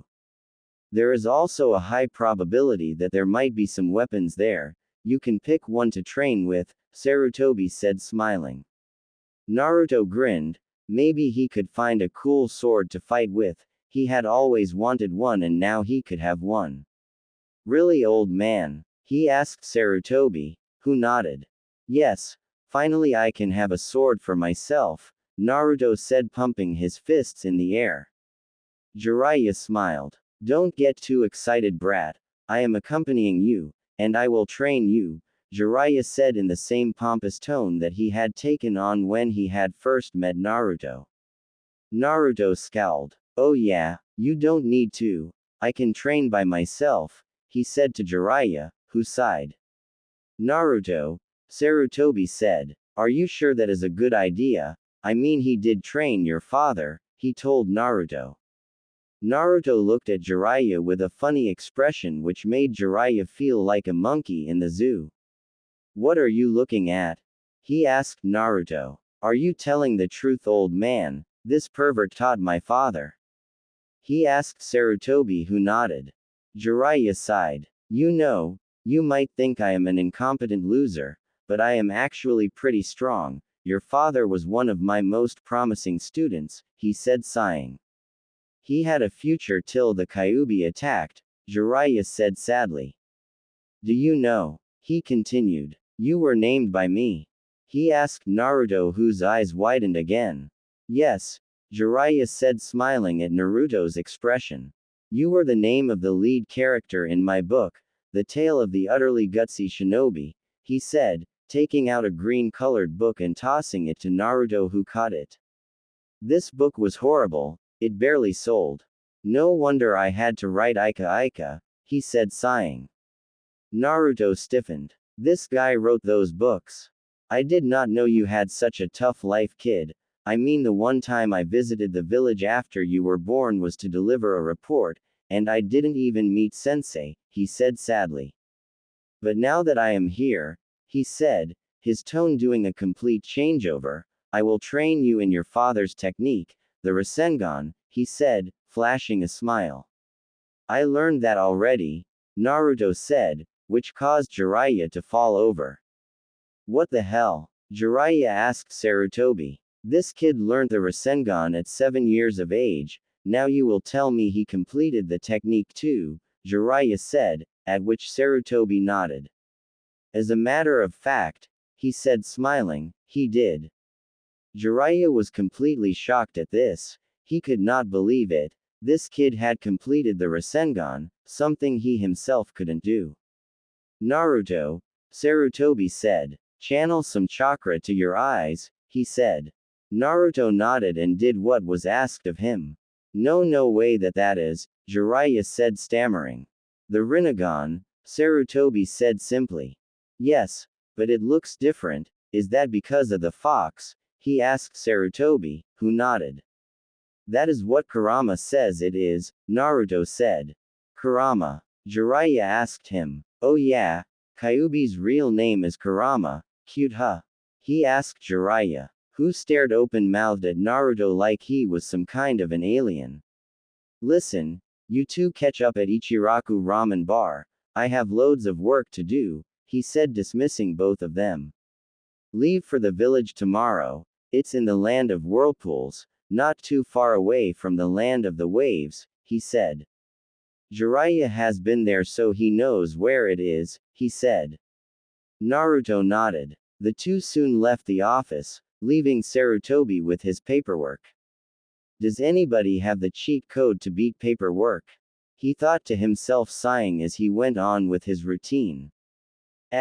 So you named me EH? Naruto asked Jiraiya, who nodded. They had just left the village. Naruto had spent last night sealing his belongings in a seal. Jiraiya was impressed that Naruto could use seals with such effectiveness already. Yeah, I told your father that Naruto was a name I came up with while thinking of ramen, but he insisted on you being called Naruto, he said. What would have happened if I was a girl? He asked Jiraiya. I mean, Naruto is a guy's name, right? So, he trailed off. Jiraiya laughed. I guess then we would call you Naruko, but how does it matter? He asked Naruto, who had a serious expression on his face. I just wished my parents were the one who told me all this, you know, he said with a hint of sadness in his voice. Jiraiya smiled. Oh, your parents are alive, he said, which made Naruto stop walking. What? He asked Jiraiya. I meant here, he said, rubbing his chest, indicating the heart, and, up there, he said, pointing to the heavens. I'm sure they are watching, he said. What do you think they are saying right about now? He asked Jiraiya, who sighed. They are angry that I wasn't there for my godson, he said. Naruto nodded his head. Look, pervy sage, I can understand why you weren't here, you had things to do, he said. Jiraiya smiled. Yes, Naruto, I had a spy network to run, and I expected you to fend for yourself till I came along. You see, I would have trained you either way. After all, you are the son of my best student, and someone I hope to pass on my own teachings to, he said. I just hope that you would be ready to appreciate what was taught to you, he said. I however did not expect the villagers to be such idiots, Jiraiya said sadly, or else I would have done something, he said. Naruto smiled. Don't blame them, pervy sage. I mean, come on. They are poisoned by those fools on the council, especially the civilian council, he said. Jiraiya nodded. Those fools are idiots, which is why I want you to hide the Rinnegan from them as long as possible, do you understand? He asked Naruto, who nodded. Kurama told me that already, that is not a problem, he said. Jiraiya nodded. What else did the fox teach you? He asked Naruto. Water manipulation. I learned earth and wind by myself. I perfected the Fuden Rasengan by myself too, he said. What about other things? He asked Naruto. Oh, that reminds me, he said, biting his thumb and making the hand seals for the Kuchio's number jutsu, he called out, hitting his hands on the ground. Jiraiya wasn't sure if Naruto had a contract, however a giant bird was summoned nonetheless. Jiraiya stared at the bird open-mouthed. Even while training Nagato he hadn't seen anything like this. The giant bird looked like one of those rocks from the old days, those giant birds which were known to have carried off innocent children to their deaths. My Rinnegan allows me to summon these, he said, pointing out the eyes of the rock, which also had the red-colored Rinnegan eyes. Actually any animal as long as I have chakra, he said as he got on the bird. Come on, old man, are you gonna hop on or not? He asked Jiraiya, who nodded and rushed over to the bird. So you tell me the directions and this bird will fly us there. Keep in mind my limit with this bird is 5 hours, beyond that I get tired, he said. Jiraiya nodded. They were outside Konoha, 5 miles away from the main gates. Wave country is to the west, he said as he sat behind Naruto, who nodded. The bird took off immediately and to Jiraiya's delight, they were going pretty fast. This is a useful skill, Jiraiya told him. Naruto nodded. I know, I actually practiced for something like this, I had to build up my chakra reserves for all that, he said. Lots of water walking and tree climbing, he said. Jiraiya smiled. Naruto was taking his training really seriously. Hiruzen Sarutobi was back in his office staring at the moon. The paperwork had kept him in the office for a long time, but it wasn't like he had anyone to go back to. Only Konohamaru was the relative he had in the village, his son was still working for the Fire Lord. Sarutobi sighed as someone knocked on the door. It was his old teammate, Danzo Shimura. The man had been his rival back in the day and now he was a war veteran, with bandages covering his arm and one eye, leaving him with one good arm and one good eye. Hiruzen, Danzo said to him, in what Sarutobi assumed was a greeting. Yes, Danzo, Sarutobi replied, indicating for him to take a seat, however Danzo did not take a seat. Some people have seen Naruto leave the village with Jiraiya, he said. What is the meaning of this, Hiruzen? He asked. Sarutobi sighed. It's a training trip, Danzo, he said, in his own way to assuage Danzo, who had for long advocated that Naruto be kept safe and brought up as a weapon. I am happy that the boy is getting training, but I am not happy with who is giving it, he said. Sarutobi raised his eyebrow at this. Who would you have wanted to train Naruto? He asked Danzo even though he pretty much knew the answer. Me, Danzo said simply. I would have raised him and trained him properly, he said. The way a shinobi should be raised, not like the way you train them, he said.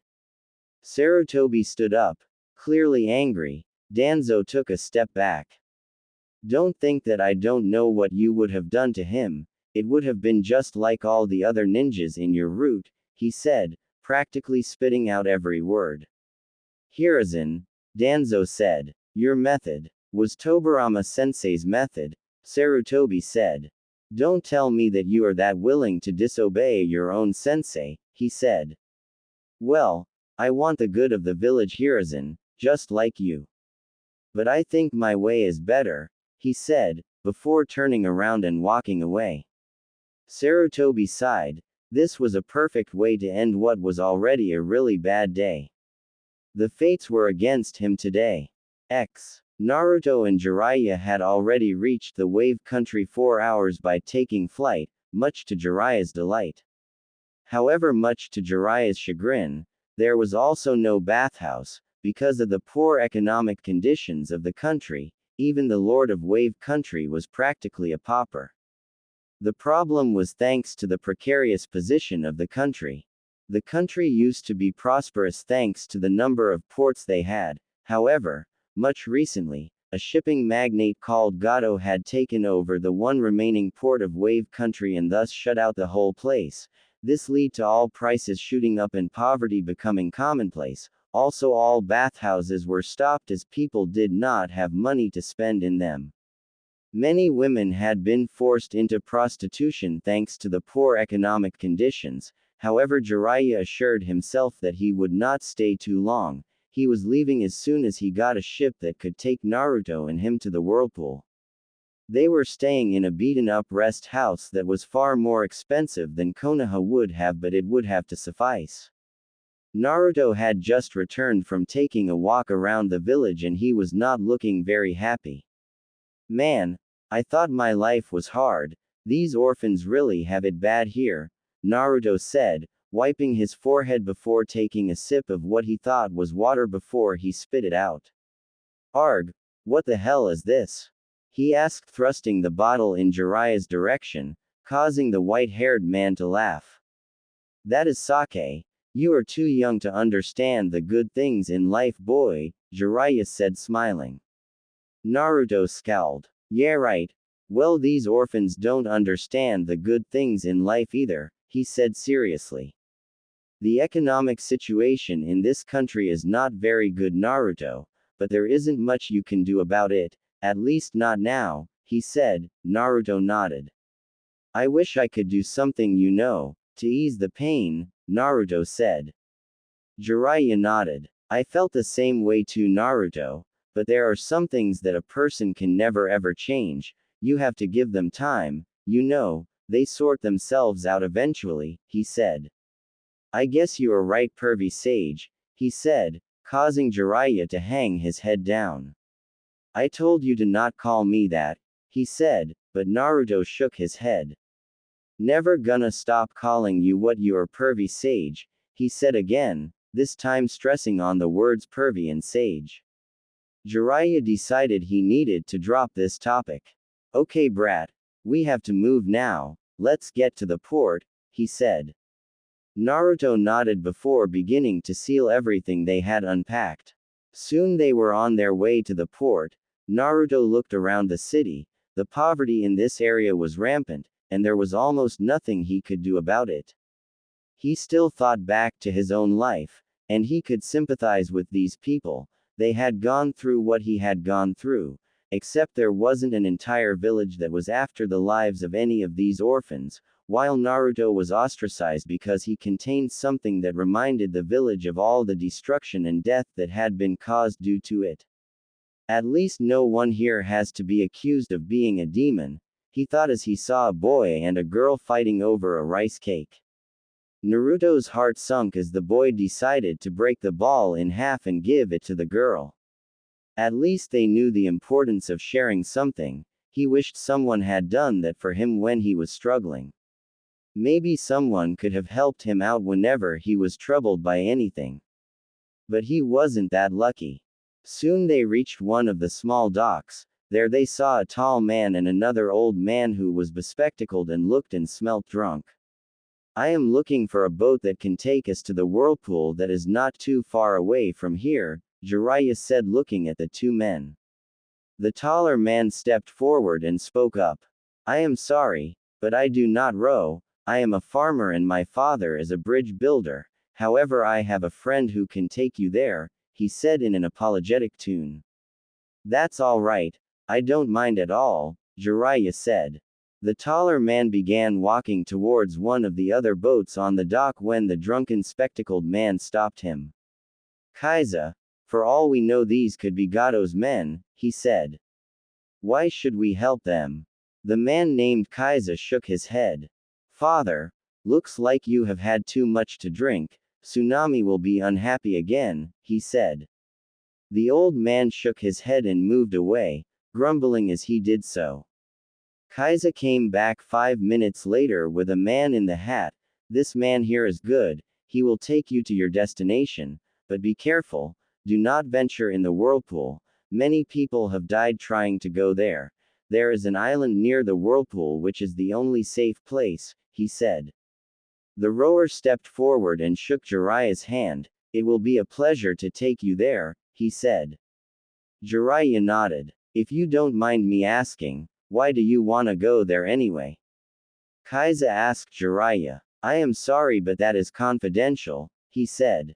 Kaiza nodded. Very well, I wish you a happy journey, he said. Jiraiya nodded, and bowed, so did Naruto. Soon they were on the way there.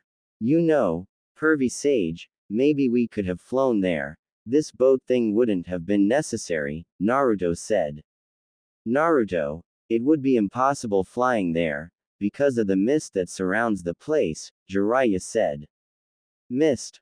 Was that done for some additional protection? He asked Jiraiya, who merely nodded. Yes, your clansmen were very clever, he said. Of course they were, Naruto said smiling. 3 hours later they found themselves close to a giant whirlpool. There was an island that was just on the edge of the vortex and the rower had to make a complex turn to land them there. He then left after Jiraiya paid him more than what was necessary. Now Naruto and Jiraiya found themselves on the island that was not too wide. Naruto, use your blood, will you? He said. Naruto nodded before biting his thumb and spilling some of his blood on the ground. The effect was immediate. The whirlpool stopped and was replaced with a bright light. Space-time barrier ninjutsu. Uzumaki clan accomplished stuff like this thanks to a seal. Only the members of the village could access it, and since you are a blood relative, you can too, Jiraiya said. They stepped through the white bright light and found themselves in another place altogether. The village of Uzushi. Welcome to your home village, kid, Jiraiya said, smiling at the look on Naruto's face. The place was beautiful. It was built on a water body and houses and buildings were on small islands, much like the one that Naruto and Jiraiya had stood on. However, the islands were connected by planks of wood that were tied together to make a bridge of sorts, crude but effective. There were fortification seals on the planks, thus maintaining the sturdiness of the whole bridge. This is amazing, Naruto said in an awestruck tone, causing Jiraiya to laugh at him. It is, isn't it? Now let us go to the place where the leader of the clan lived, Jiraiya said as they began walking towards a huge house that could be spotted even amongst all the buildings. The buildings themselves were largely not damaged, however they had the feel of a place that had been abandoned for a long time. That was obvious, no one had lived there for a long time. As they came in front of the large house, they noticed that there was another requirement of blood. Naruto obliged again and the gates opened, revealing a huge house. Naruto, I have to stop now, Jiraiya said. Naruto looked at him with a puzzled expression on his face. This place might be trapped and only Uzumaki can be safe navigating this place. I think you should go on your own, he said.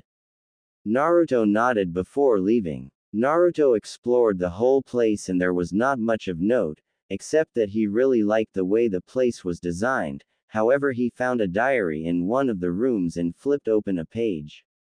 I just got news that my daughter has found herself a lover, and I am extremely happy today. It is a person who is worthy of being an Uzumaki. After all, he is known as the Yellow Flash for a reason. The war has taken a toll on us and we have lost so much that I don't think we will make it through this. I hope she can forgive me. I don't even have the time to write these days and she seems really worried about me too. I hope they have a kid. I will leave all I have to him, her. Naruto looked at the cover of the diary. Many pages were missing. The cover read, Diary of Clan Leader. He turned more pages and looked back at another entry. Today I had to send Kushina away. The saddest day of my life. I wonder if I will see her face to face again. I promised that I would send some letters, but I can never ever see my daughter again. I hope Mito-sama takes care of her. Naruto smiled. So the clan leader was his grandfather, which made him the pseudo-leader of the clan that had one person in it. He flipped more pages till he found a letter that fell to the ground. Along with it he also found a key. He opened and he read the letter. Dear grandchild, this is for the future, as I am not sure if I even get to have a grandchild. However, I know what the blood of your father and mother is like, and I can predict what your blood will be like. I want to entrust to you my sword. I call it the butterfly. However, it doesn't really have a name. This sword, which you will find in the vault behind the room, which can be opened only with the key and a blood donation, is called so thanks to it being so light. It is strong, but it feels like you are holding thin air. This is thanks to all the seals that have been used in the making of this blade. You can also channel elemental chakra through it. I don't know if you will ever locate this blade, but I want to make sure that if you don't, no one does. Love, your grandfather. Naruto wiped a tear away from his eyes. The letter was short, but it made sense and was all that was needed. He found the vault behind the room and opened the lock, then made a blood donation. The door opened and there it was, the sword in all its glory. It had a greenish hue and the hilt was golden while the blade was long. Naruto reached out and held the blade in his hand, however he was surprised to see what happened next. Naruto found himself in a dark room. He stared as a giant dragon stared at him. Uzumaki Naruto, the dragon said to him. You seem to be of a pure heart. Let us see if you can prove it to me. Naruto nodded. His grandfather hadn't said anything about a test. This was news to him. However, he expected there to be one. I don't understand you, Uzumaki Naruto. Why would you stay in the village that shunned you for what you hold inside you? Why would you do that? The dragon asked him. Because it's my job, Naruto said, making it sound really simple. Job? What job? My father sealed the fox in me because he trusted me to wield his power. Once the villagers realize that I can safely control the power that I have been blessed with, they will come around. Till then I will strive to prove myself to the world, Naruto said with a determined look on his face. Nice answer. Nothing less from the great Uzumaki. Fine, I shall entrust myself to you. I know you know what I can do. I sense that you read the letter, the dragon said. Who are you? Naruto asked the dragon, who smiled.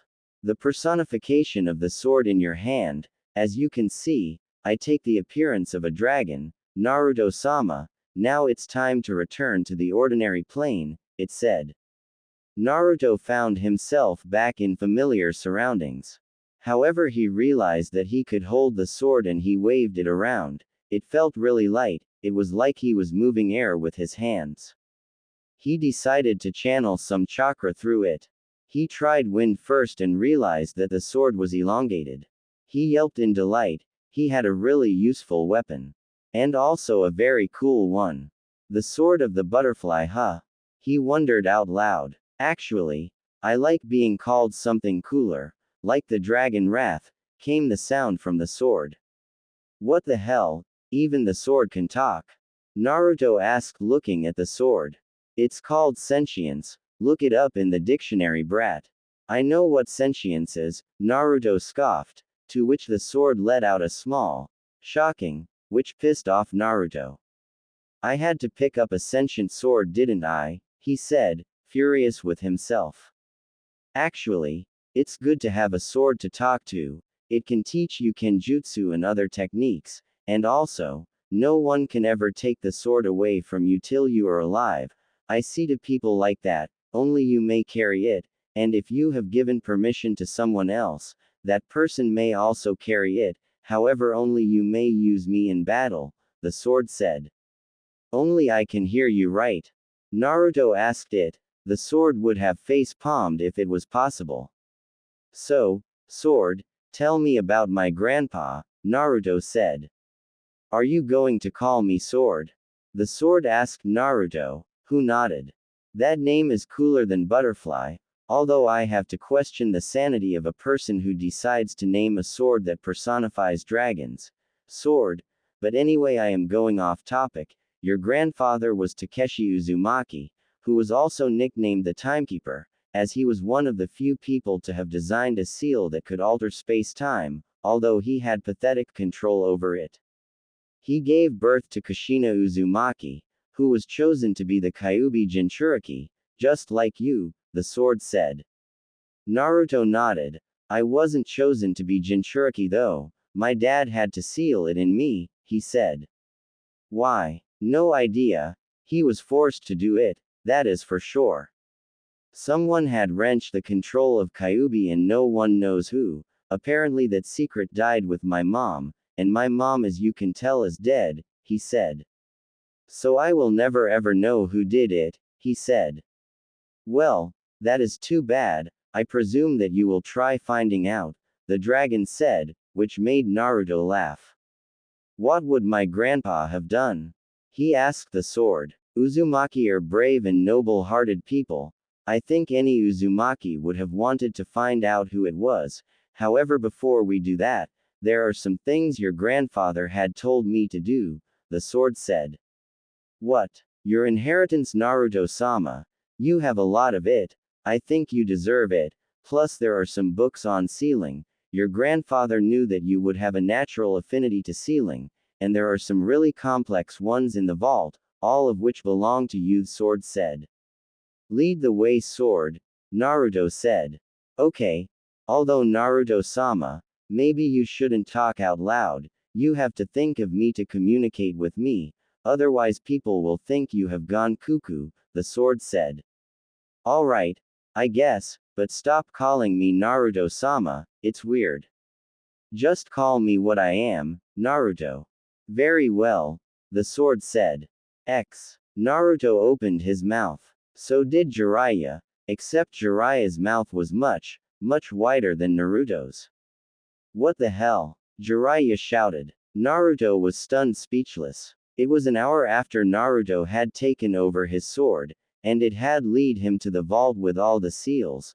There he also found a way to deactivate all the Y-traps in the house, which he did, and promptly called his godfather to check up on him too. They had followed the sword to a vault, behind which was heaps and heaps of money, gold coins and expensive-looking gems. It was also the reason for Jiraiya's open mouth. The hell, man, how can you be so lucky? Jiraiya asked Naruto, who was puzzled himself. Man, I will have to write a new Ika every month to make that kind of money in a lifetime. This is too much, he continued. Naruto sighed. His godfather's comical reaction wasn't enough to amuse him. Grandpa had this place connected with a seal, he said, looking at one of the scrolls. He used that seal to withdraw money from this place for the welfare of the village. He says it is a form of space-time ninjutsu and it can be used only by me from anywhere, so we don't need to transport this money, Naruto finished. Naruto returned alongside Jiraiya and his sword 2 days later. Sarutobi was surprised that it had only taken them that long to recover what they could from the Uzumaki clan. However, he was even more surprised when Jiraiya told him about Naruto's animal path. So you are telling me that Naruto does not need a contract to summon animals? Sarutobi asked Jiraiya, who nodded. Yes, it's one of the powers of those eyes of his. I wonder what else can they do, he said thoughtfully. Sarutobi sighed. Naruto was already progressing nicely. At this rate, he would become stronger than Sarutobi himself in no time, and he had to so that he could fulfill his dream of becoming Hokage. Sarutobi had always wanted Naruto to be Hokage, maybe not the Godime Hokage as he felt that Naruto was too young to be his own successor, but maybe the Rokudaime Hokage was not an outlandish idea. This was because of Naruto's rich heritage. He was related to all the previous Hokages, including himself in some way or the other. Even if the idea of fate was absolute garbage, Naruto was fated to be great. What should we do about his training? Jiraiya asked Sarutobi, who smiled. Of course Jiraiya would want to train. After all, he was a genius of hard work, and this was something Sarutobi was proud of. Maybe he had realized since Orochimaru's defection that his favorite student was close to him and would never ever leave. Well, what do you suggest, Jiraiya-kun? He asked Jiraiya. A training trip? Let me take him with me. I can teach him loads of jutsus, make him your level. I know he can. Thanks to those eyes and his hard work, he comes back to the village and then we integrate him in the ninja corps, he said.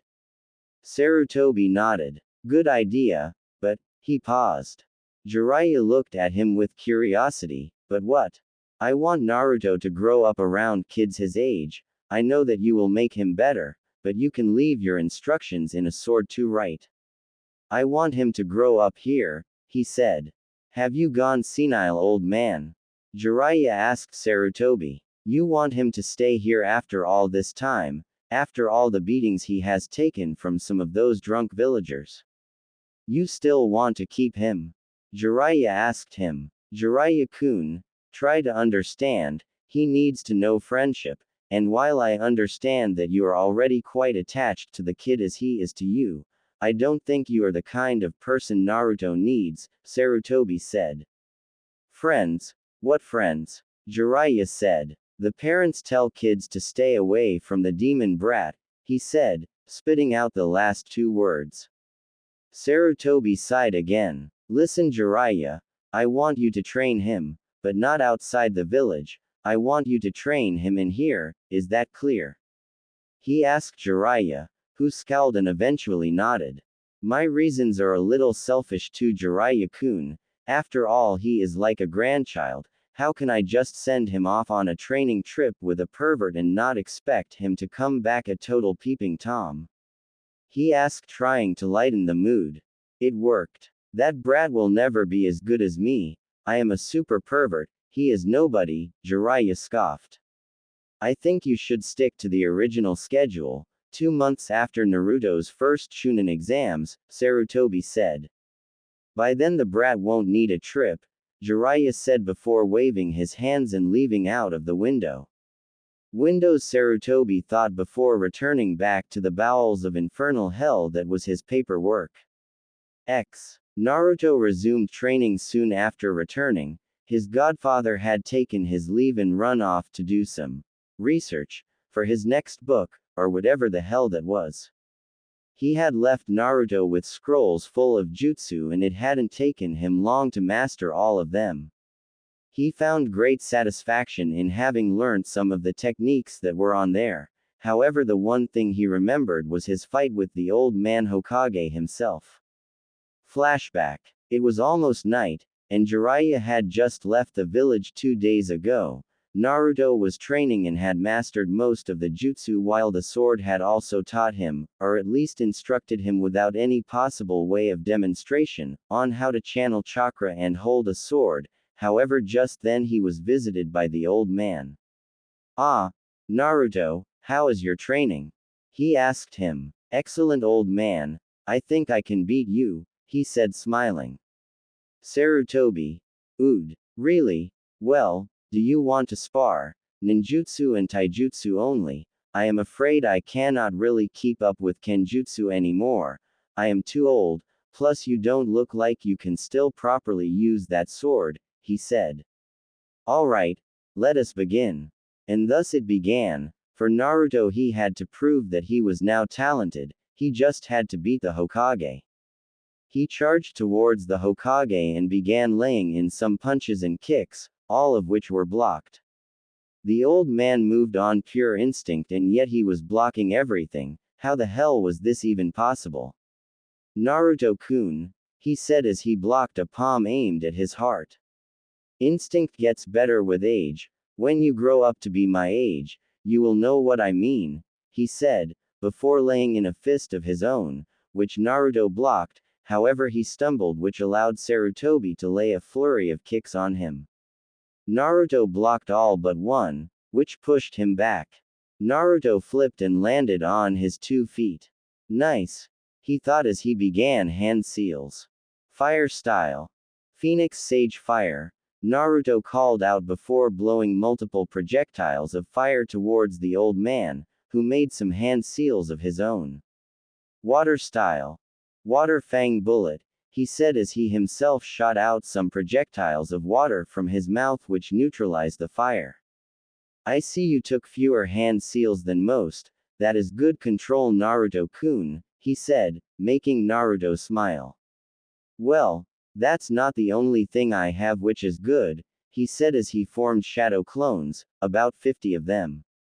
Let's see you dodge all 50 of them on instinct, old man, he said with a smug look on his face as he charged, but to his chagrin, Sarutobi just stood there before. Fire style. Flame flower, the old man then jumped and spewed some fiery meteorite from his mouth that landed among the clones, effectively wiping out all but 3 of them. Great, Naruto thought, I will have to bring out the big guns now. Naruto-kun, the old man said, he had already gone through hand seals in the time that Naruto had wasted thinking about taking this to the next level. Never ever ponder in the middle of battle, you are too young to do that, he finished. Fire style. Great dragon fireballs, the old man said as he launched really devastating looking fireballs in Naruto's direction. Naruto froze up for a second before. Goddamn Kit, just get your head in the game, will you? It was the fox to save the day. Naruto realized that he had one way of defending. Crystal style. Crystal dome, he called out as he was surrounded in a dome PF crystal. The fireballs hit, however they could not do much to the barrier. Naruto smiled. He had won, now all he had to do was Earth release. Double suicide decapacitation. The old man had somehow emerged from underneath the ground in the dome and had stuck Naruto in the ground, who had only his head sticking out. Not bad at all, Naruto, he said smiling.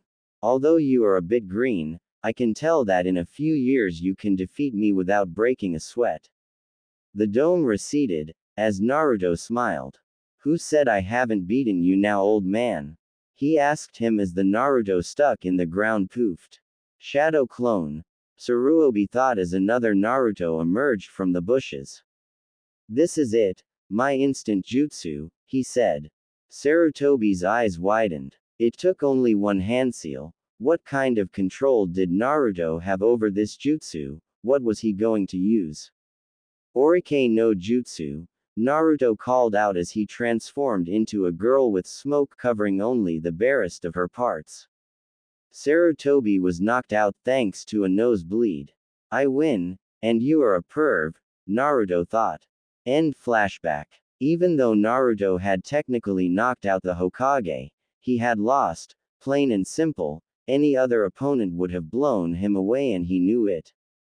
And all the power he had would be useless as long as he did not have a brain to go alongside with it so that he could use that power properly. So he decided that he would learn and practice being a tactician, even though it was something that would take ages. He decided to speeden up the process by playing tactical games such as shogi and go, and there was one person that was willing to play with him. Shikamaru Nara was the heir of the Nara clan, and even though he was the laziest person in the class, it did not take too much scoping to realize that underneath that was a highly proficient brain that could think up strategies effortlessly. Naruto found himself asking Shikamaru for more games of shogi as the days passed, and thus he formed a friendship with both Choji over their competition of eating more ramen, and Shikamaru. Soon they became as close to bosom buddies as possible. The two were also close to him in a way because their parents did not discourage them from hanging out with him. They were really cool about it, and this was something Naruto did not understand. He had thought that he would have to earn the admiration of each and every person in the village, but that was not the case. Some people admired him for being as brave as he had been, and that's when Naruto came to a realization that the shinobi families did not particularly mistreat Naruto, they treated him like a normal human being with feelings, and Naruto was gratified that they would do that. 4 months had passed since Naruto had battled the Hokage, and even though he had fought him to the best of the abilities, he had been curb-stomped, and Naruto was itching to get another shot. However, the Hokage was now busy with what was the Chunin exams and did not have any time for Naruto to spare, which made Naruto really angry as he was getting bored. He had finally picked up on elemental manipulation and had mastered the fire element, or at least attained moderate competence in it. He would practice daily just in case. He also found a scroll on the Scorch release, fire and wind combination, and the Boil release, fire and water, which Naruto found extremely useful as it produced highly corrosive liquid that he knew would come in handy. He had also taken up lava release and was getting better with it. However, Naruto found that having to pretend to be a loser in the academy was taking a toll on him. It was unlike him to actually stay hidden, as he was a show-off by nature. However, the stupid fox had forced him to keep his identity a secret, and that bothered Naruto a lot. To his credit, at least now he could think about the cool Uzumaki sealing techniques that he was learning at nights when he couldn't practice. He had set up an intruder seal that blew up in the intruder's face in the apartment and marked the intruder with a special die that could not be taken off, and thus the intruder would be subject to humiliation. He got by the academy by simply pretending to sleep or actually sleeping without ever giving a damn as to what the teachers had to say to him. He found that this method had worked in the best way. He also became friends with Hinata Hyuga, who had a really bad stammering problem. At least Naruto thought he did, because she could never ever speak to him without that infernal stammer. He was also friends with Kiba Inuzuka, who was, along with Choji and Shikamaru and Hinata, one of the few people whose parents did not tell them to stay away from him. Naruto smiled. He was training to be the greatest ever, and with any luck, he would get there. The sword also instructed him whenever possible. However, Naruto did most of his training from the scrolls that had been provided to him by Hayate Gecko, who, along with his girlfriend Yugao Azuki, was one of the few Anbu assigned to protect Naruto when he was young. Hayate had become some sort of a sparring partner, and Naruto loved it. He loved training with Hayate, and Yugao helped out from time to time. Very soon Naruto made a name for himself, at least among the Anbu of the village, who really liked the kid, and being shinobi were able to understand where he came from. However, very soon he was going to change the opinion of some of the civilians too. On Naruto's 8th birthday, the villagers looking for him had significantly lessened, some because they knew that the Anbu had taken an interest in the boy, some others because they thought that now that his pranking had been dialed down, the influence of the demon fox had worn thin and the boy was fighting, and some others because of the rumor that had been spread not many days ago. Tsuneo Hattori was one of the richest merchants of Konoha, and his daughter Ayumi was the apple of his eye, but while traveling with her father and on their way to the capital of Fire Country, they were attacked by bandits and Ayumi was taken. Naruto, who had been authorized by the Hokage to take on some small C-rank missions for real-world experience, was the one who single-handedly wiped out the bandit camp and rescued a traumatized but otherwise unharmed Ayumi. At first, Tsuneo, who had been one of the most stringent haters of Naruto, couldn't believe his ears that Naruto had rescued his daughter. However, the Hokage had sworn him into secrecy and told him that the details of the rescuer of his daughter were to be kept quiet until the Hokage himself said so.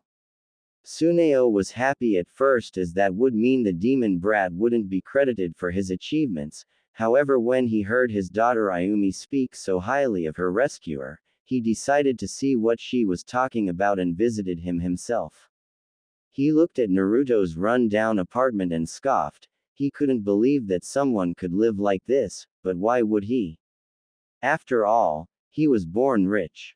Ah, Hattori-san, Naruto said, opening the door he had knocked. How can I help you? I want to talk to you. Can I come inside? Hattori asked Naruto, who shook his head. Sorry, busy, let's just talk here. I am sure you couldn't have much to say. You wouldn't want to waste time with the likes of me, I am sure, he said. Hattori could detect a tinge of cynicism in his voice. I would like to know why you saved my daughter. You knew that she is mine and I am one of your most vocal haters. Why would you save her, and how did you get so strong? He asked Naruto, who smiled. Simple. Your daughter is innocent, so why would I hold a grudge, and what kind of a person would I be if I let an innocent girl die just because I did not like her father?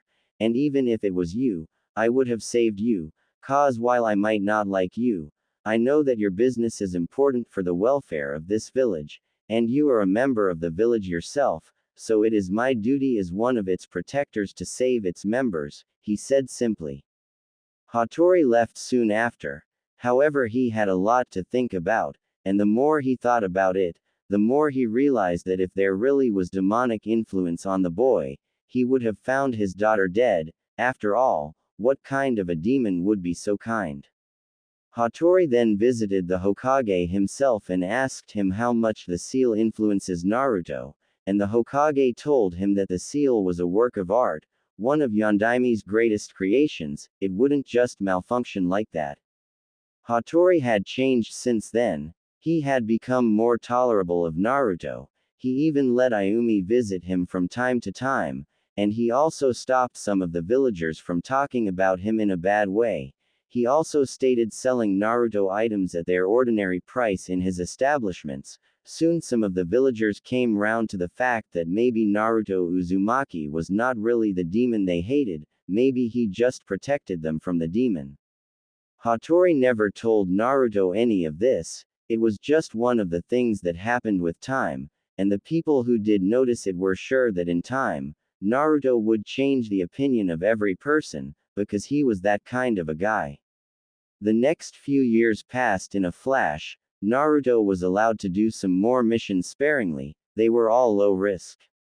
Naruto was also trained by Kakashi Hatake, a student of his father who was the Anbu captain till he retired to become a Junin sensei. This training was secretive. Naruto was also trained by Anko, who saw herself in him in the art of interrogation.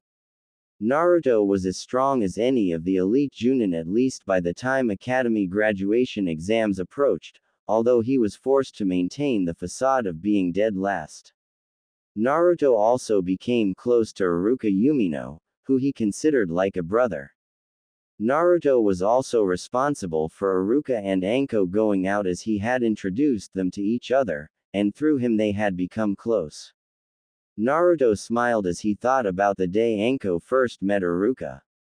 His life was good. Academy graduation exam day. Naruto is aged 13. Naruto sighed.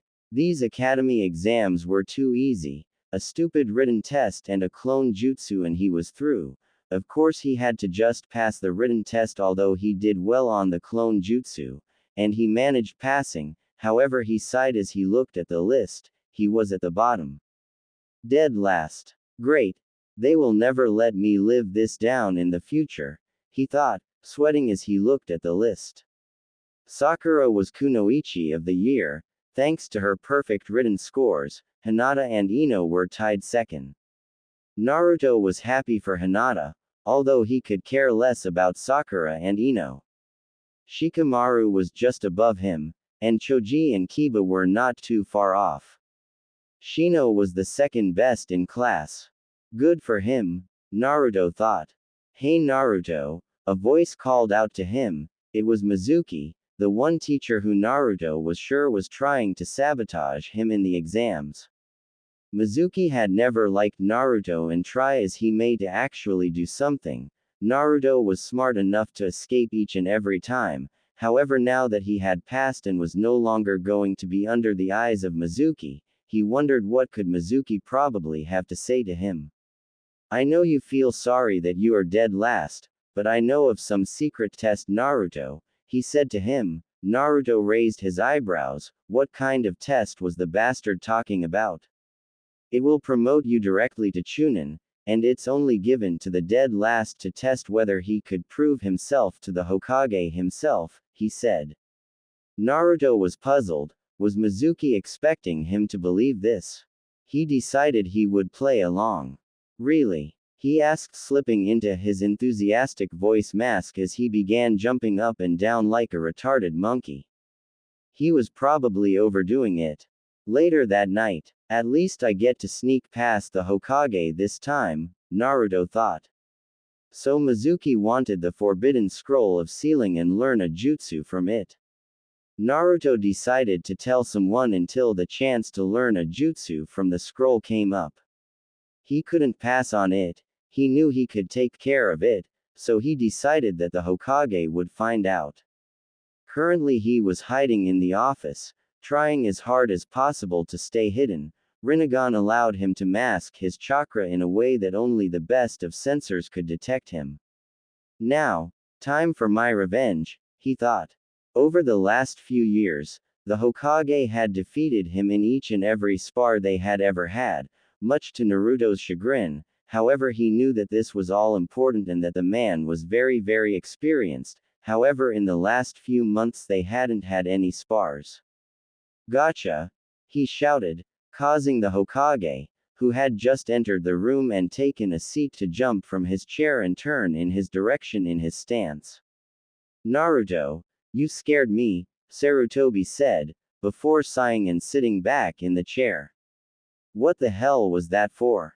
Naruto laughed. This was for all the times you outsmarted me, old man, to show you that I could sneak up on you, he said. I can't lose to old geezers like you, he said. Sarutobi sighed. I am known as God of Shinobi, you know. It's for a reason. I won't just die that easily, he said. Naruto nodded. Yeah, you will. It's Orike no Jutsu easy, he said, causing Sarutobi to sweat.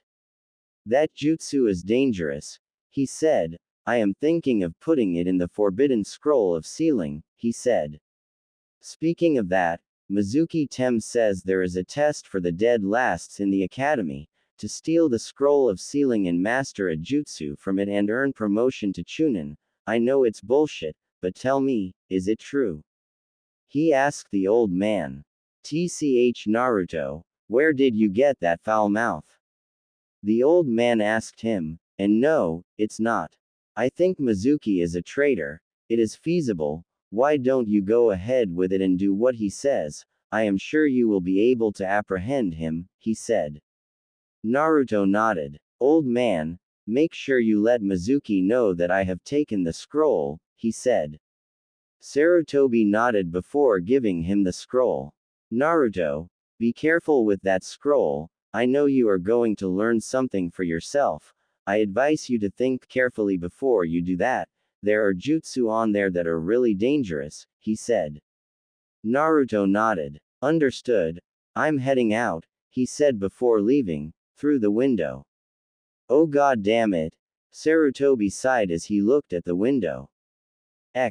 Okay. Let's see, there is so much I can pick up from this.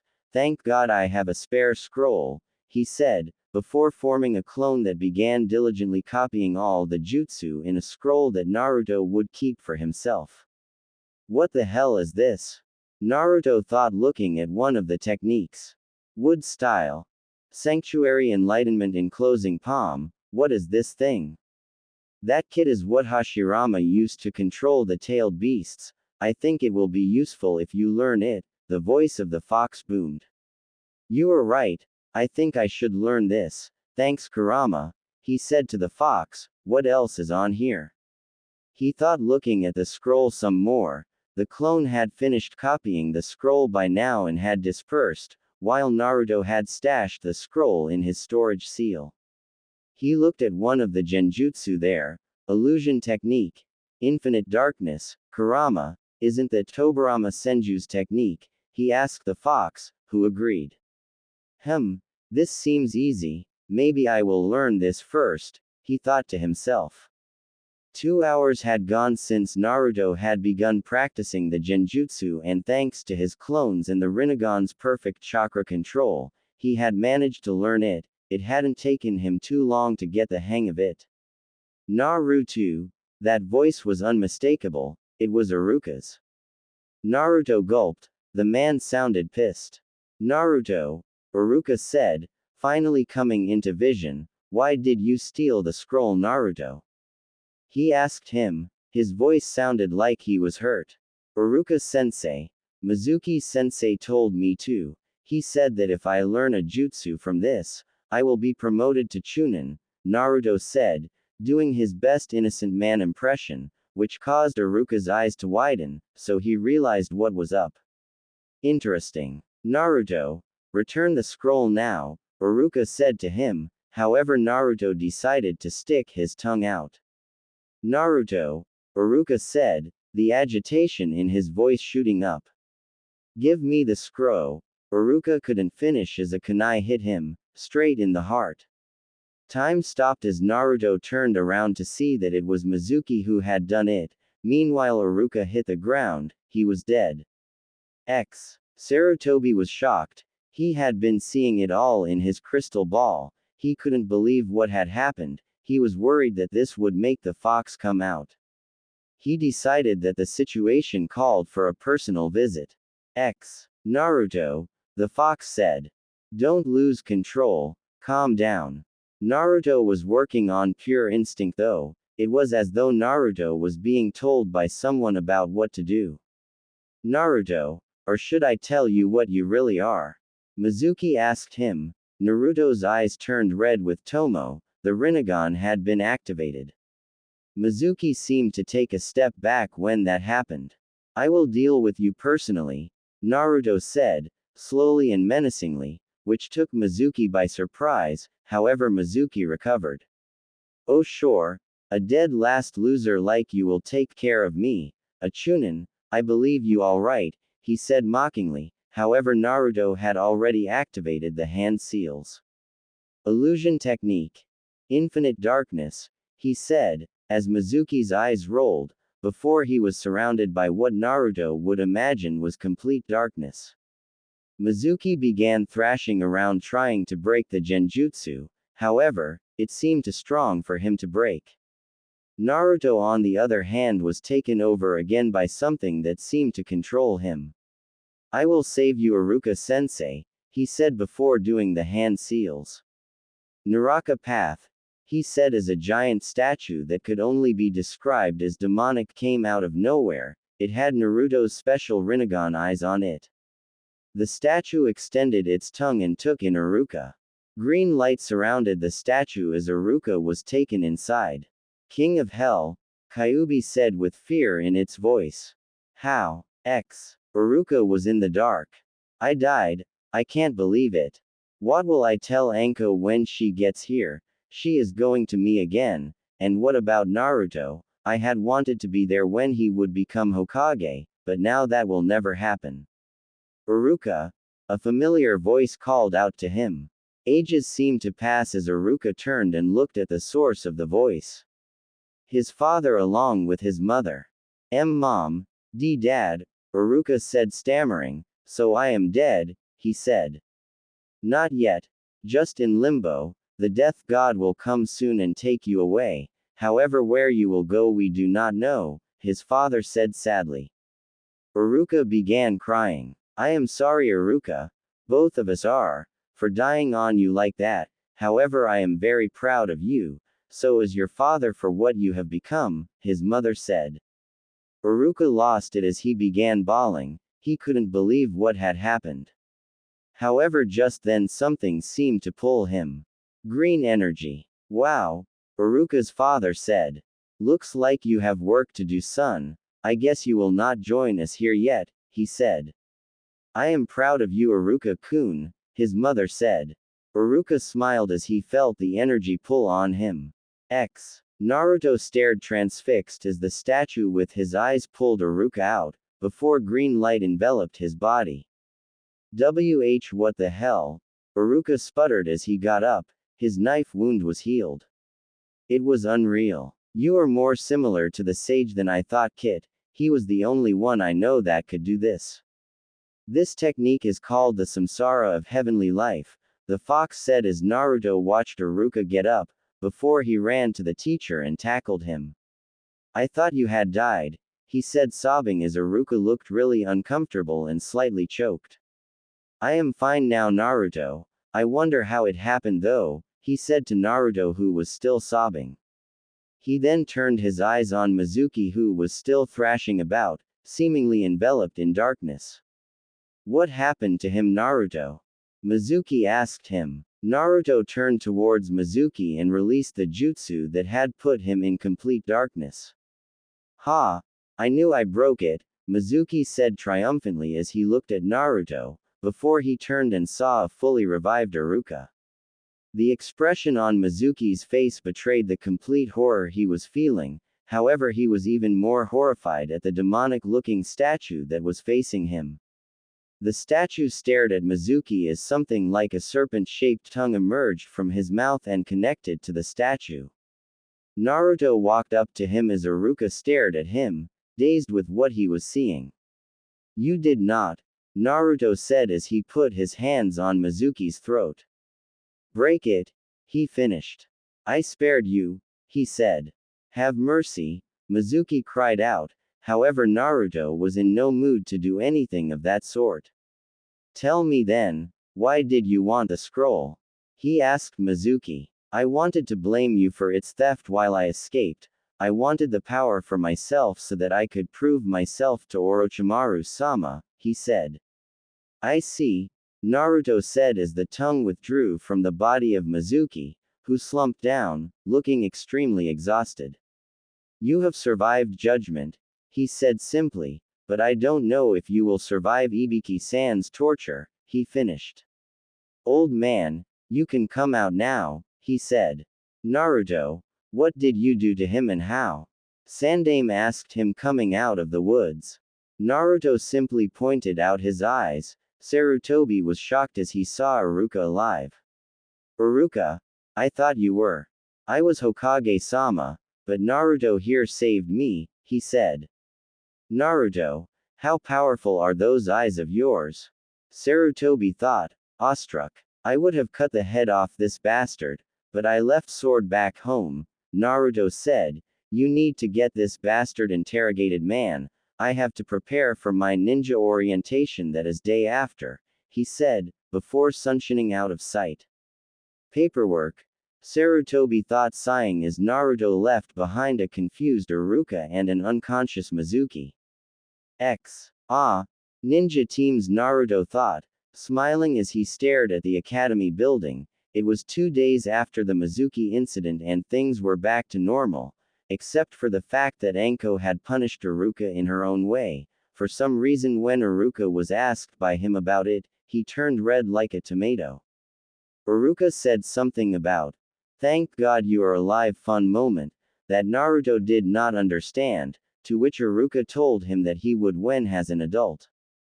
Naruto asked Yugao about it and she told him that she and Hayate did it every time one of them came back from a mission that was a ranked or above. However, Naruto was still not sure about what that meant. Naruto walked into the academy and went straight into the classroom and found to nobody's surprise, Shikamaru slumped across his desk. Hey, wake up, lazy bones, Naruto said, walking up to him and smacking him in the head, which made Hinata, who was right there, giggle. Troublesome, Shikamaru said. Why do you wake me up all the time?